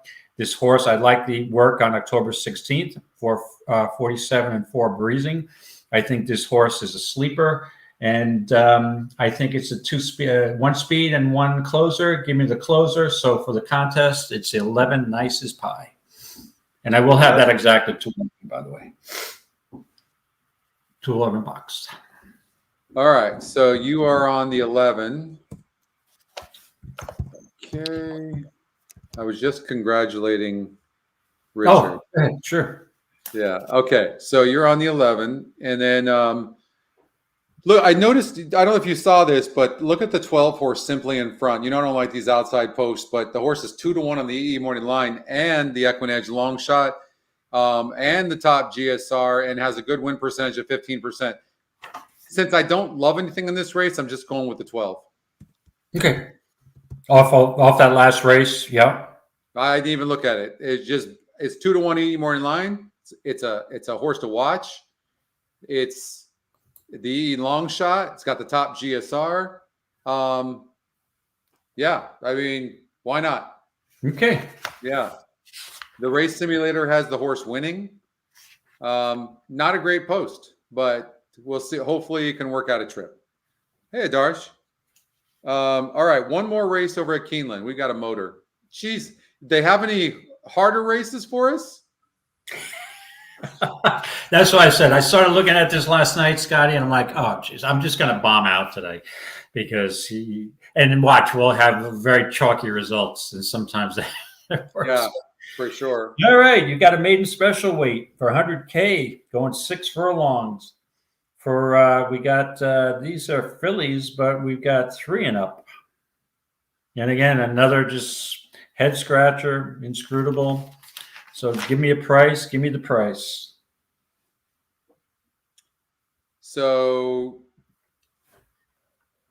let's see here. So the 12 horse looks like it can have the lead. Sang. It's a 6 furlong race. Sophie Doyle's aboard. It's the EquinEdge second pick.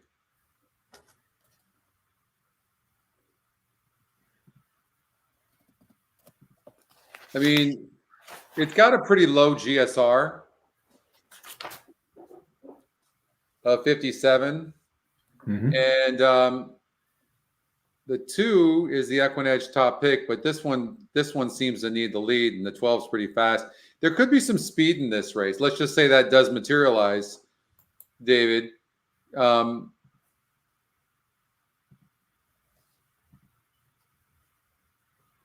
6, 7, 10, something like that. The 10's 7-2. Moringa. What do you think about this horse?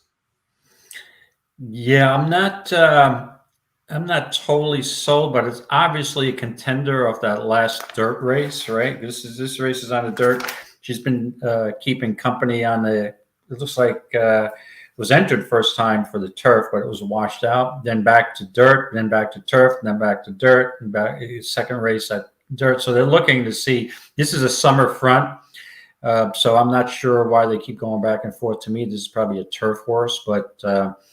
Yeah, I'm looking for a little longer morning line price here, Scotty, but it's definitely a contender. And again, you could go 4 or 5 deep here easily.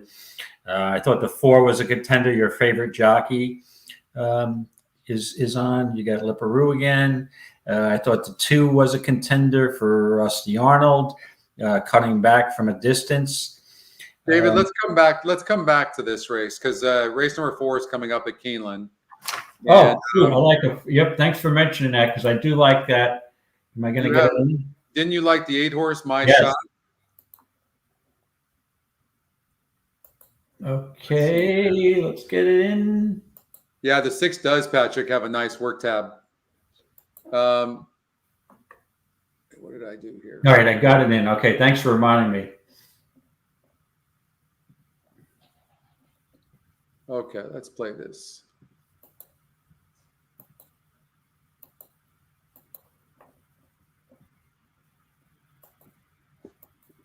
Catherine likes the 4, 7, 9, 10-1 on the 8 horse for Jen. Okay. Okay, so I'm on the 8. My bad. I'm sorry, guys. Sometimes I forget to switch the screens. Let's run this again. Here we go.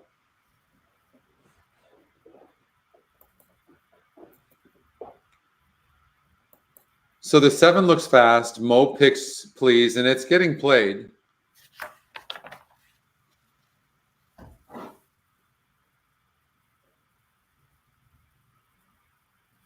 Our shenanigan is coming. And look at the 4 horse. About well timed. Like that thing is really closing. Yeah, the 4's got a shot too. Yeah. I thought I gave the 4 a look here.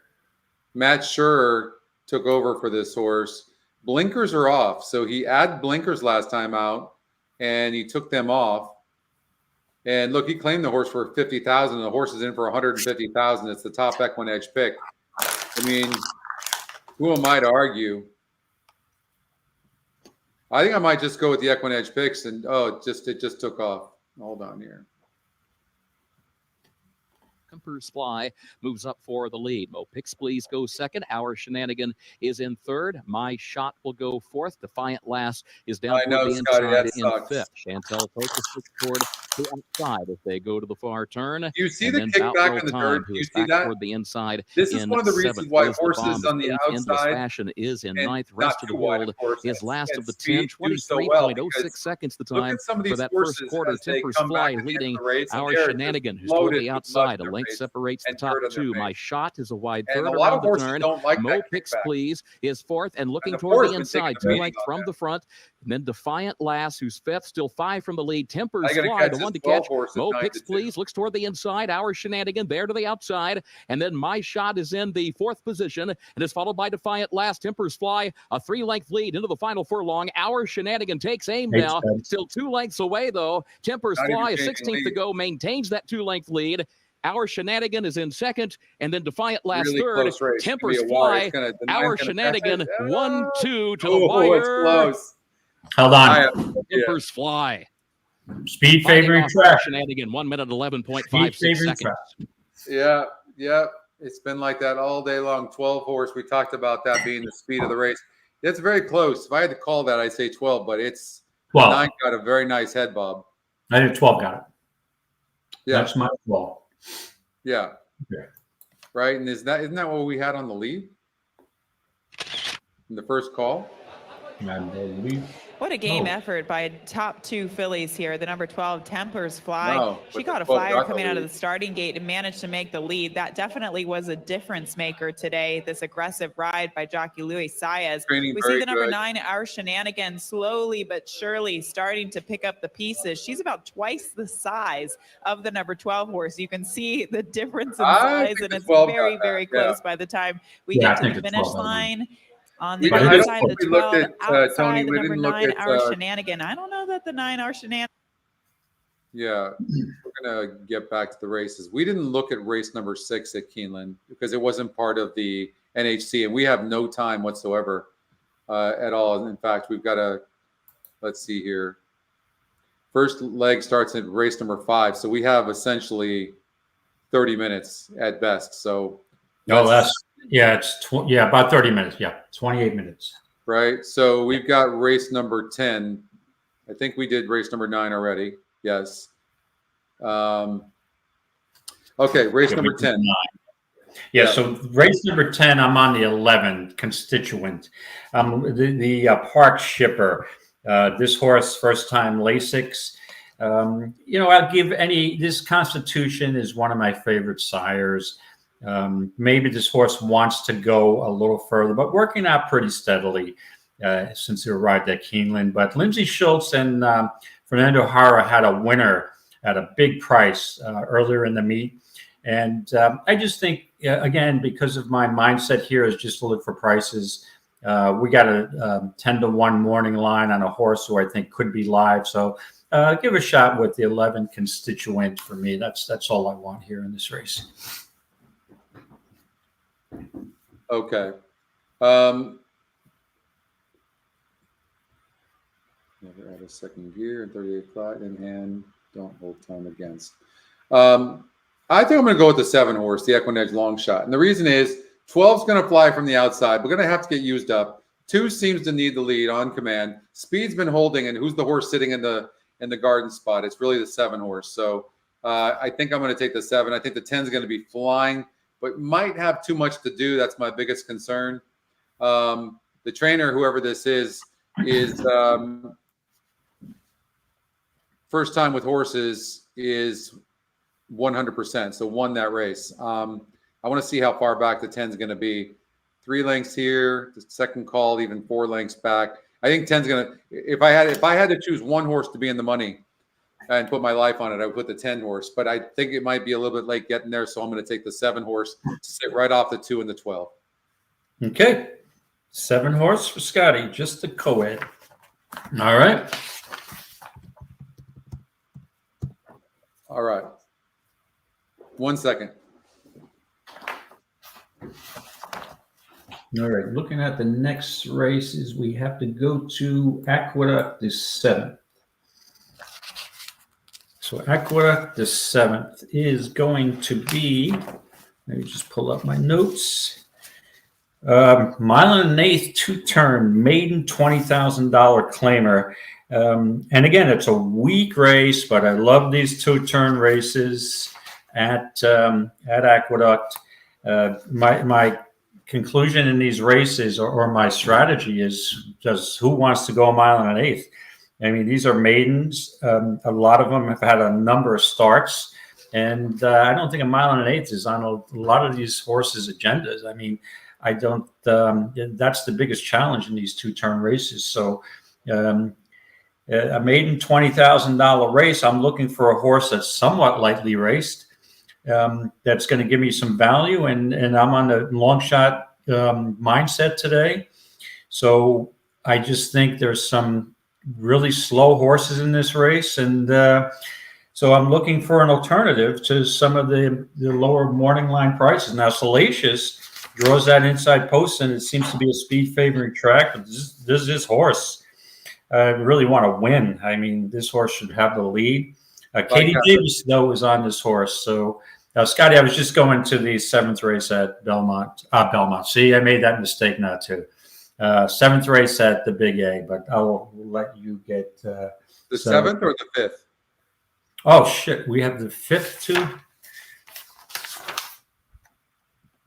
No, the 5th is not part of it. 7th, 8th, and 9th. Oh, okay. Oh, you went on to the next. Okay, I got you. Okay, so who did Oldie like in the last race at Keeneland? Did he say? I'm on the 7 horse, just a co-ed horse to watch. You're on the 11 horse. On the 11 constituent. And okay, so that.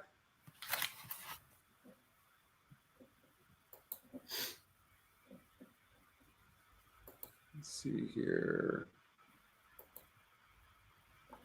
8.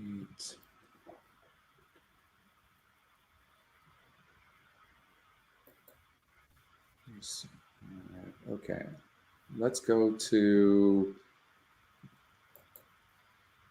just so I need to put mine in real quick too. So I need to recapture what I had. Yeah. We didn't look at race number 6 because we really, I'll run the race though for those of you that are playing and stuff and want to see it. I mean, it looks like the 7 horse might be very tough, and especially with speed holding. The 7 horse could go gate to wire. It's 2-1. It's a horse to watch. It's the top pace, top win percentage. The 7 would be, for me, without even overthinking this, the 7 would be a single for me. And it seems really?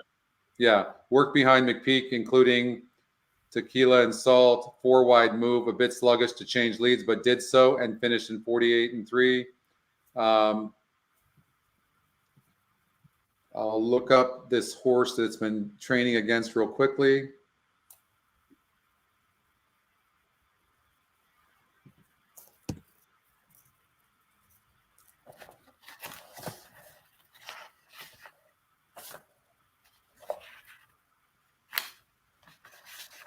And it doesn't pop up, and probably because it's spelled wrong, I'm sure.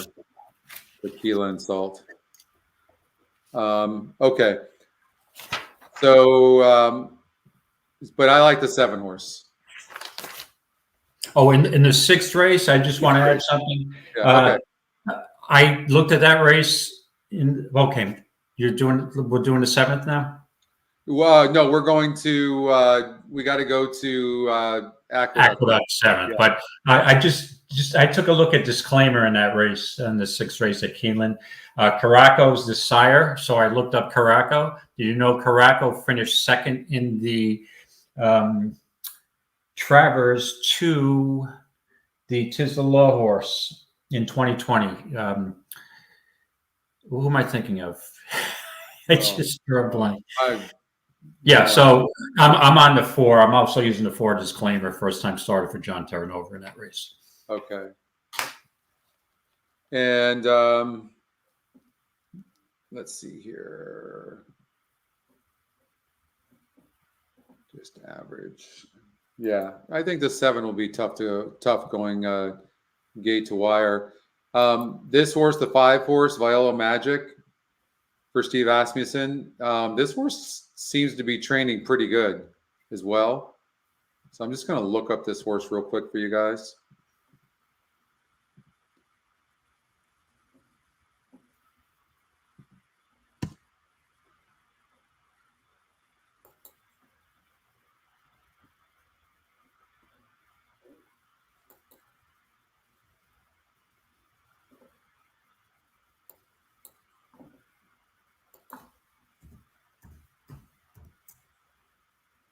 There's so many of the horses named Faust that it wouldn't pull up. So no idea. But I would definitely probably include this 5 horse. It looks tough. And then the EquinEdge long shot is pulling up the 8 horse. And this horse seems to have some good works as well. So, but again, speed is holding you guys. So let's do the pace number here. And yeah, the 7 is very fast. It looks like the 11 is fast as well. And Disclaimer, the 4 horse, seems to have some speed as well, and it's training good. Wow, what a tough race that is! Right. And Disclaimer, I just wanted to point out he ran into Travers in 2020, the pandemic year, and had a nice second to Tis the Law. So yeah. Caraco, again, I'm not sure this horse maybe needs more distance, but based on that sire alone, and then yeah, I think that horse might be live too. Saratoga can win with first time starters. Doesn't win often, but he can do it once in a while. Like for me, I'd probably, either single the 7 horse or cover these 6 horses. 2, 4, 5, 7, 8, 11. And I would use one of those is most likely going to win. Yeah. Okay. Let's go to Aqueduct, race number 7. We're going to have to fly now. That's for sure. We have almost no time. Talk about this race. We're going to lean on you here. Yeah, we have mile and an eighth with $20,000 non-winners at 2, or maiden, not even non-winners at 2. This is a maiden 20,000 claimer. And my point was, who really wants to go a mile and an eighth?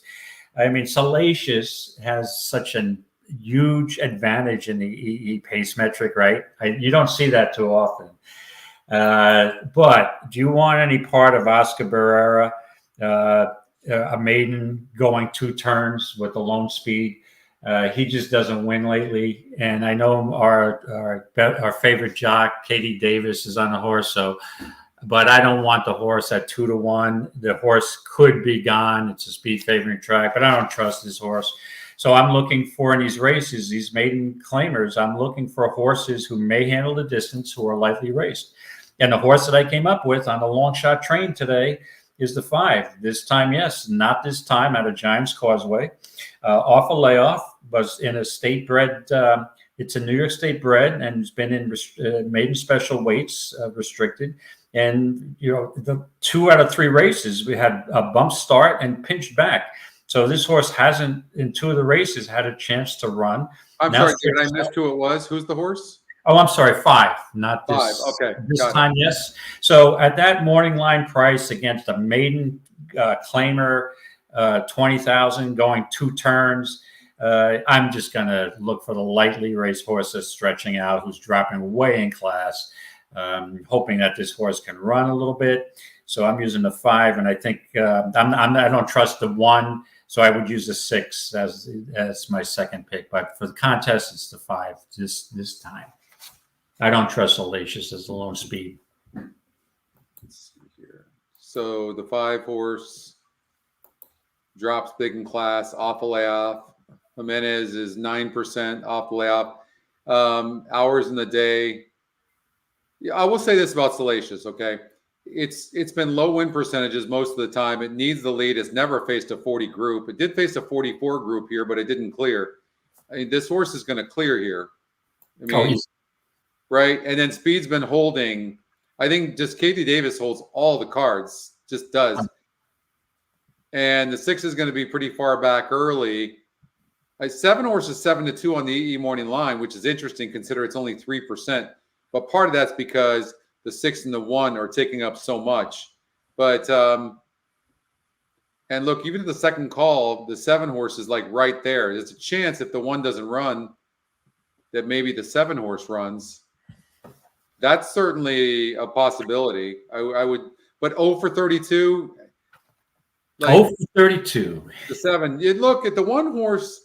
Look, it's been facing better horses, and Salacious has, and it's been low win percentages. And yeah, I got to go with the 1 and Katie. I got to support Katie. I got to support her. I wanted to support Katie, but I don't trust this horse. You know what? You can't go there now. No, you don't. No, you don't. But the one thing I'll say, if this horse is ever going to win, Salacious, today has to be the day. Okay. Yeah. You can't get any pace advantage ever that's going to be greater than this today. So, No. so yeah. Okay. Let's go to what we had. Really. We go to we got the 8th. Okay. We had, there was no race number 6, but race number 7. I'm just putting in my plays as well. Sure. I had the 4 horse. So I'm putting in that right now. That is the 4, Determined Kingdom with Saez, hoping that the horse will get the lead. Who did you have again in that race? The 7th? Yeah. The 10. The 10 over the 5. Okay. You had the 10. And then in race number 8, I have the 10. And who did I race number 8? Only have the 3, and you have the 11. Yes. I have Trust Fund Philly. Looks like I'm in the 11. The last 3 races at Keeneland, I'm at the 11. Hey, could I pick better posts? I have the 12. You have the 11. Oldie has the 2 in race number 9. And okay. And then in the last race, Keeneland race number 10, I have the 7 and you have the 11. Yeah, so I have the 11, 3 races, the last 3 races at Keeneland. You must need my head examined. I need a checkup from the neck up using 3 outside posts. Yeah. But hey. Okay, let's go to Santa Anita race number 1. All right. 13 minutes. And we By have the way, don't forget the double carryover today. You are due at 0 for 32. I don't know. That's like red on crap stand coming up 10 times in a row or 20 times in a row, and you're thinking you're due, but it doesn't work that way. Yep. You know? But we also have the 8th and 9th, Scotty. Yep, at, I know. Correct. I know. So let's do race 1 at Santa Anita. Did you handicap this one? Yes. And okay. I don't have to spend a lot of time on it. I think I like the favorite. Let me just put up my notes. We have a scratch there, right? The 4. Yeah. The 4. Okay. Yeah. I figured this was I narrowed this down to 2 horses. I guess second race off a layoff. I'm going to use, reluctantly, I'm using Rose Dawson, the 3 horse, over the 2. So it would be 3-2. I had my selection. And then I'm a little worried about the 6 going wire to wire. But I was 3-2 here. Okay. 2 horses, 41%, but it has burned some money. Rispoli jumps aboard. Has he been aboard? Yeah, he's been aboard.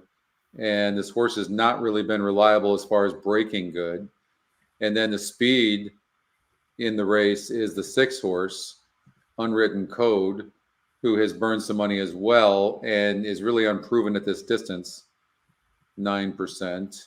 So, but you're on the 3, Rose Dawson. What was it about the 3 you liked? Well, this horse, is cutting back from the last time it went on turf. But that last race, this horse just won pretty easily at LaSalle, right? An optional 20th claimer. I just didn't think there was a lot here. And I don't trust the 6. I was originally going to use the 6. I don't trust the 6 going wire to wire. I think there'll be enough pace up front. I just kind of fell into this horse. I thought this was a pretty, uninspiring race, to be honest with you. So I used the 3 over the 2. Okay. And what'd you think of the 7 horse? Did the 7 have a look in any way? Yeah, I'm not sure that this horse really. I think this horse may want more distance than 6. So I kind of passed. Okay. For The short race, it looks pretty tough. Rose Dawson on the turf. Let's look at one more thing, and then we'll go on to the next. You can see that Power Surge, the 5-horse, has faced better company, but this one does need the lead, and there does seem to be a little bit of speed in here with the 6 and the 5. Okay.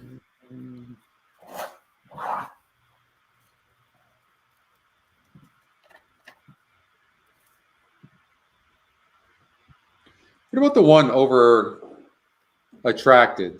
Broke 11th last time out against much better than this. And if they go fast, this one seems to have a little bit of a look. Leonard Powell takes over. He's 13% with first out horses. Interesting. Kind of interesting, actually. Yeah. No, I thought the horse was somewhat interesting. She was a possible contender here. Right. There's a workout. Let's see. Finished up a nice hold through the lane, displaying good energy and wanting to do more. I'll do that. I'll go with the 1. I don't like the other ones. Okay, so I'm on the 3. You're on the 1. All right. And then David's on the 3. Okay. Since we're here, let's just go to Santa Anita 4. Yeah, I figured. Now we have 2 scratches here, Scotty. Yep. Okay. Yep. 2 into 3. So I'm not going to spend a lot of time on it. I thought it was a 2-horse race, basically. Your optional optional claimer for 50K. I thought it was between actually 3 horses, but I settled on 2 of them. I'm going to use the 6. Me too.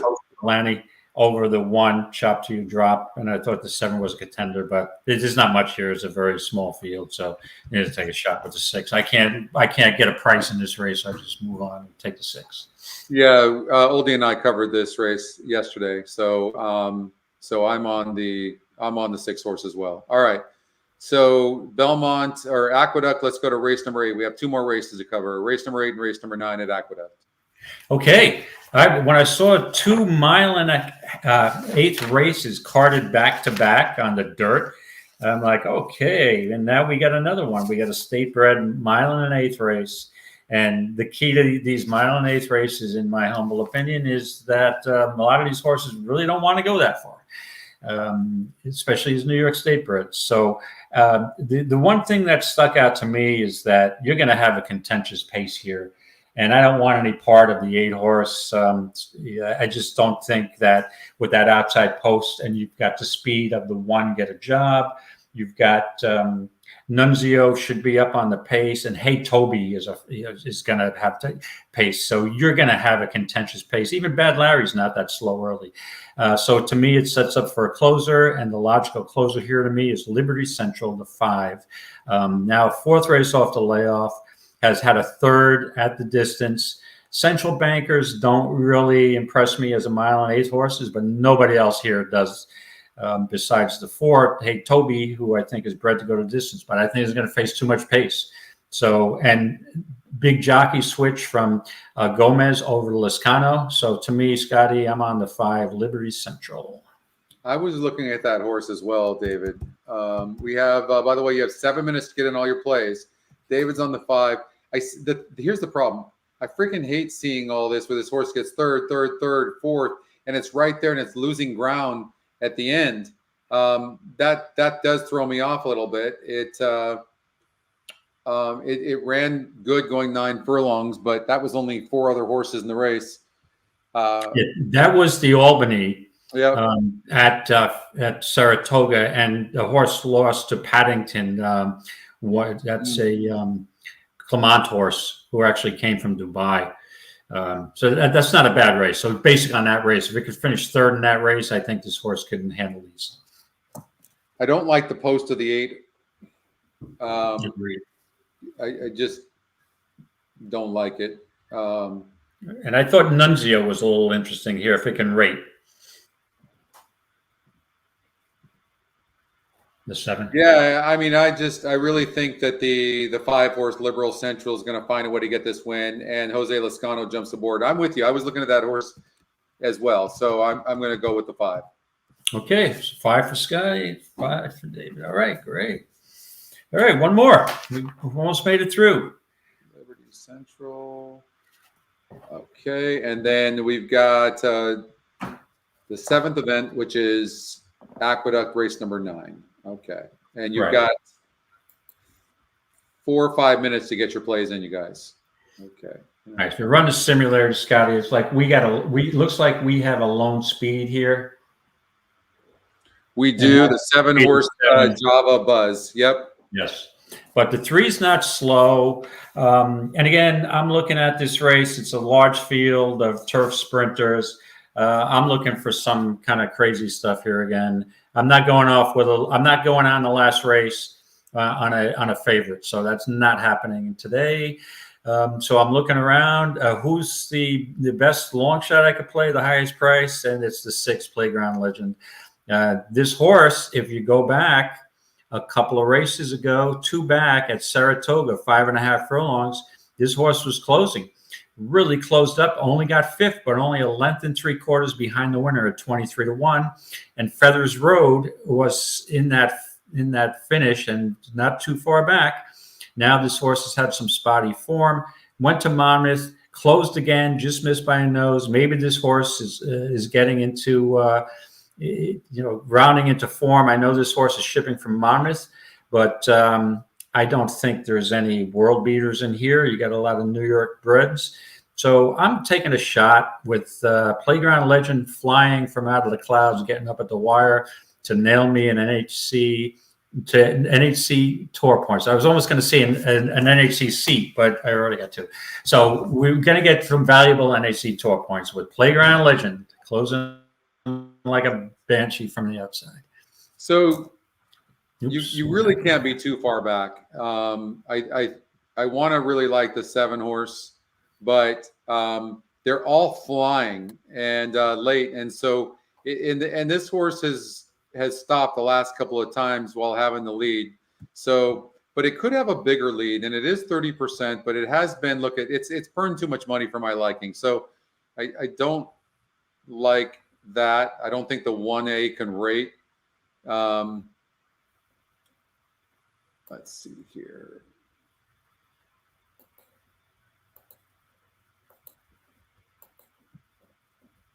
Bear with me. We have 3 minutes, you guys. Make sure you get in your plays. So I'm getting rid of the 3 and the 1A and the 7. And then this is what it looks like at the end. But I do want to see how far back, like who's closest. So the 9 horse at 9-2 is an interesting horse, and under Dylan Davison might be able to be. Okay, I'm going to go with the 9. Hilarious Affair. Go with the 9? Yeah, I thought it was Contender too. I looked at that horse for a while. Under Dylan, yeah. Let's see here. Okay, so you're on the 6. I'm on the 9. Hilarious Affair. You're on Playground Legend, who's 15-1 on the morning line. And we've got 2 minutes before the race. All right, 2 minutes for the first qualifier. And you are on, I'm looking for your horse. Who did I have you penciled in at? Oh, you have my boy Tony, who's taking a ton of money, by the way, 9-2. Oh, the 1 is, huh? Okay. Yeah, I guess a lot of guys named Tony are playing that horse today. I guess Didn't look like now 4-1. Didn't look like a 4-1 shot to me. Are you sure you don't want to change your mind before this starts? Like the 2 doesn't look likely. And I don't know if you saw this, but look at the surge indicator. That horse is going 15 points down in GSR first time on the turf. No. Doesn't matter. This is a contest, and I am going all in on long shots today because I am going to get 2 of my long shots home in a couple of places and get my tour points today. You got to be confident. Okay. All right. Some days you feel like playing long shots. Some days you feel like playing. Some days you feel like playing more logical horses. Today I feel like playing long shots. Are you surprised that the 3-horse right now is 7-1? Does that surprise you? Yes. Yeah, I thought the price would be a lot lower. Mod is cold. The horse taking all the money. The Ginger Wizard, Grand Motions horse. That's the shipper, right? Let me just take my. Yeah, it is. It didn't look very good. It's the favorite right now. Horses have reached the starting gate for Wow. Keeneland's 5th race. Yeah, they must know Valley. something. Start of the pick Maybe. 6, start of the Keeneland. You know, the other pick one that 3, moving like into line, Jose race Ortiz got off the 3-horse. But look at Mott and Torres are 36%. So, but look at the problem I have with this horse is it has a different jockey every time. Too many times. I don't like that. But Yeah. But Jose Ortiz, and look at him and Steve Asmussen are Vesture 27% goes in. black iron. Tough little nut, and This the horse is Ginger training Wizard like an come forward. absolute monster as well. And Irad's taking money again on the First 11, player, 5-1 on protective first time turf. So and now I like Scotty. I still like my 2 Native Shaman first time turf. Why not? Protective. I'm going with Walks the up. 8-horse, by the way. I'm changing up Goes from in. the 1 to the 8. Here's Culprit. Okay. Yep. All right, you guys. Good luck. Copper Missile, the last one. Goes in at the post. And they're off. There's Native Shaman from the inside, along with my boy Tony.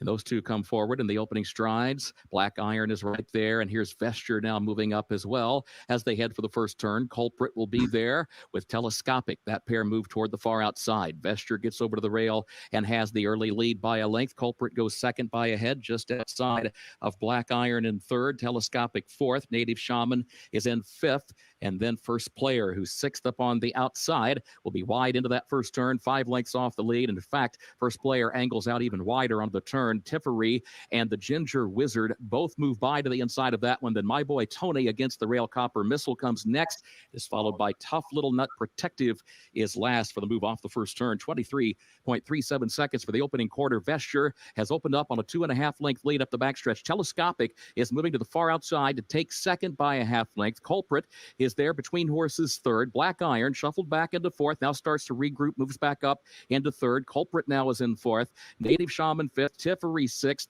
The Ginger Wizard, a lane off the rail in seventh, nearly 8 lengths off the lead. First Player to the outside of that one. My boy Tony back toward the inside. Tough Little Nut still has a lot of running to do. 47.4 seconds for the first half mile. Onto the far turn they go. Vesture is the leader. Telescopic is second. And then Black Iron third. Native Shaman fourth. Tries to come off the rail. 5 lengths off the lead. Culprit is next. Tough Little Nut has to go out to the center of the course. My boy Tony tries to change lanes toward the outside. Vesture is the leader. Black Iron to the inside. Native Shaman to the outside. And then Telescopic. Native Shaman. Oh my God, there's for your the lead. two. Native Shaman into the final furlong. Has What the the lead and opens hell? up here by 3.5, 4 lengths Go! clear. Tough Little Open Nut up, baby! Telescopic. My boy Tony. Protective runs. Get the 9 up a second. Well behind Native Shaman. And Corey Lannery, Native Shaman to win it. Tough Little Nut was on second. My boy Tony third, and Protective was up in time for fourth. First time turf, brother. First time turf in a suspect field. You are amazing. Who do you want? Who do you want? Ginger Wizard at 5-2 coming in from Ireland, or my first timer at 29-1? Woo! That was insane. That was insane. And I did have real money on that, just so I was sweating it out because I had a nice 2-9 exacta. Oh, what a hit that was. That was just insane, David. Good job, man. Wow. Huge Nice price call, to Wiz, shake on things that. up in the first 12-1. leg of the pick 6 and the first leg of the I don't know Keeneland how the turf hell you pick do 3. that. 29-1. The number 2 Don't Native knock Shaman. me. Really Don't no knock me name in this the at the field under NHC jockey in Corey March. Lannery. This That's horse my looked key. I'm loaded giving throughout away the all my running of the secrets. race, and look at him This would picking be my away from the NHC rest of horse, the too. field today. This today won was easy. his turf debut, and he What- made what- it an impressive one. Also, Okay, the you added gotta distance, just I show think, us very what the helpful heck you look for at. this Like, horse. what But the heck? One day we'll have a drink and I'll tell you the real story. All right. Fair enough. Like, No, so you're looking that, I mean, this horse didn't embarrass itself, right, in any of the dirt races. And the key was the distance. I was concerned a lot of these horses don't want to go a mile and 3/16, right? So you got a mile and an eighth, a third, a mile and an eighth, and the mile and a quarter I love. A nice second.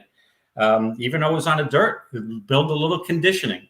And I thought this horse could stalk. This horse was in the exact position I thought it would be, laying 4, 5, 6 lengths off the pace. Cozy post, and there you go. Boom. Oh, wow. Catherine, you had the 2? That seriously, like, if we're not doing this show live, no one believes it. Like, I was even giving you a chance to, oh man, how would I have felt? You asked me if I want to change my pick. See? Now, how would you have felt if I go, yeah, you talked me out of it? Are you kidding me?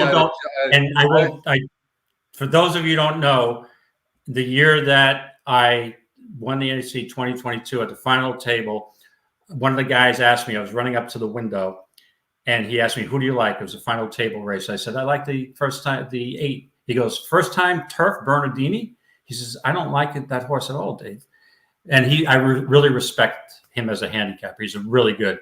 And I'm like, dude, I don't care. It's no pace, and it's 12-1. I'm on it.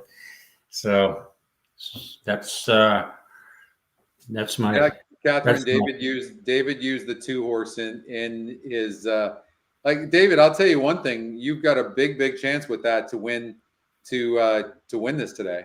What happened? This is just for points. I'm assuming you played the qualifier, right? Yes, I played the qualifier. I did use the 2.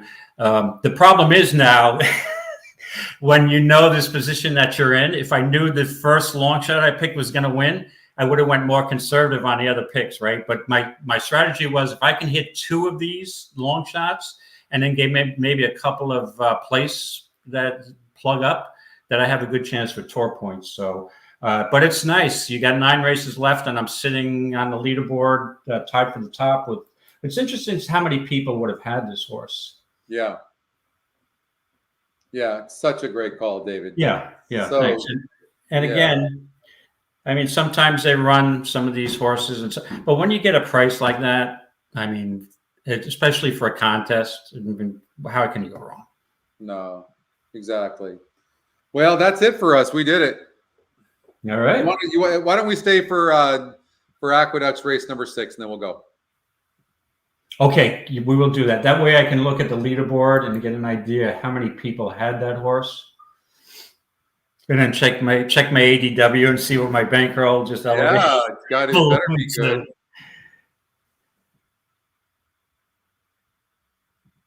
And I had one of the worst beats yesterday, even though I still won a considerable amount of money. If you watched the Keeneland, I believe it was the 7th race, Society Man, who I had back in the Matt Win, and I thought it was a big play yesterday at 5-1 or 6-1.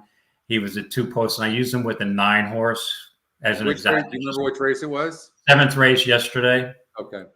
And I had, in a contest at Twin Spires, I had a 2-9-1 $5 straight triple, a 2-9 exact, 2 to win, and I just singled the 2 over the 9 and the 1 with exactas. And you can just see it was a tough beat, because if it came out 2-9-1, boom. And but the 9-2-1 did, like, at least I got the exact, but I just missed a gigantic triple. So nice to hit today after getting, you know how that feels. Oh yeah. Don't forget, you guys, to watch the Stretch Run show tomorrow. And did you look at this race at all, David, this Aqueduct race? Yes. You know, I told you I did play a pick 6. So let's see. I didn't see who won the 5th, so don't give it away. Who did I use in the pick 6 here? Oh yeah, this is a tough one. Jeez. You know what's interesting is this first time starter. I used the Sherry DeVoe first timer. You did? Okay. 9 rows, yeah, single, yeah. So 3-5 maybe, and then the 7's a first time starter. I'm just going to do a 3-5-7 exacta box and try for a play. All right, so the leaderboard's up after the first. There was 16 people that had that 2 horse? 16 or 18? And one familiar name who's in the top 10 with me and the Tour points is Brett Wiener. He also had. So it looks like a battle for Tour points so far between myself and Brett Wiener in that top 10. So bring it on. Jose Guerin.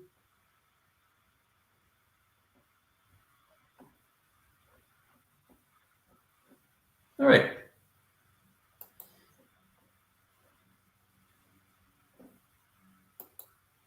All right, so the 6th race.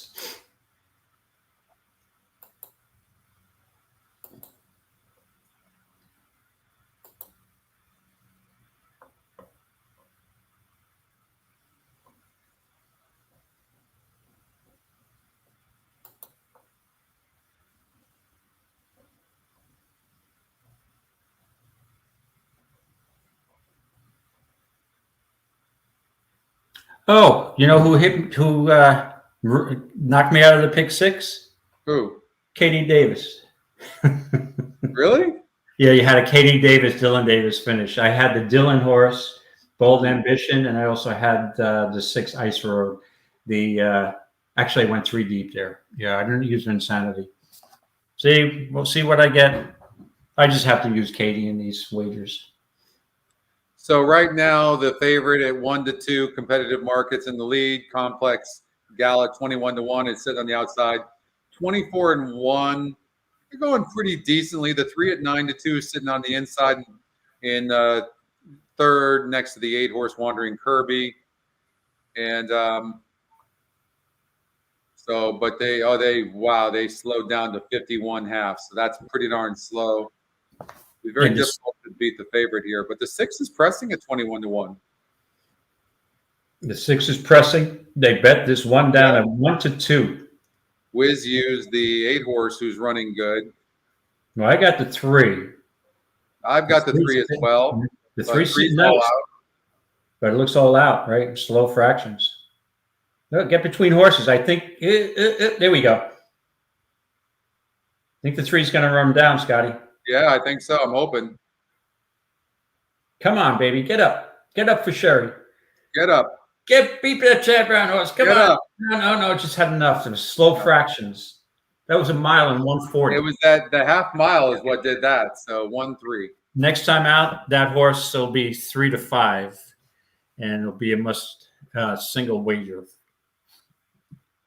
Well, that was a lot of fun. I tell you what, that was a lot of fun. It was fun watching you do your thing too, David. Great job on that too, and best of luck finishing out. We're going to be following you all the way through. To all of you that shared in on the chat, man, it makes it so much fun. This was a fun show. Yeah, we had a blast today. Thanks for everybody for participating. It makes our job easier and makes it more fun for both of us when we know people are interacting with us. But thanks again, and good luck on all your wagers this weekend. 1 week from the Breeders' Cup, and may the horse be with you. And let's have a lot of booms this weekend. Let's have a lot of booms tomorrow. Yeah, don't forget. Yeah, the stretch runs tomorrow, so don't forget that. And David, get this thing, okay? Okay. Thank you, sir. We'll be in touch. Thanks again. Okay.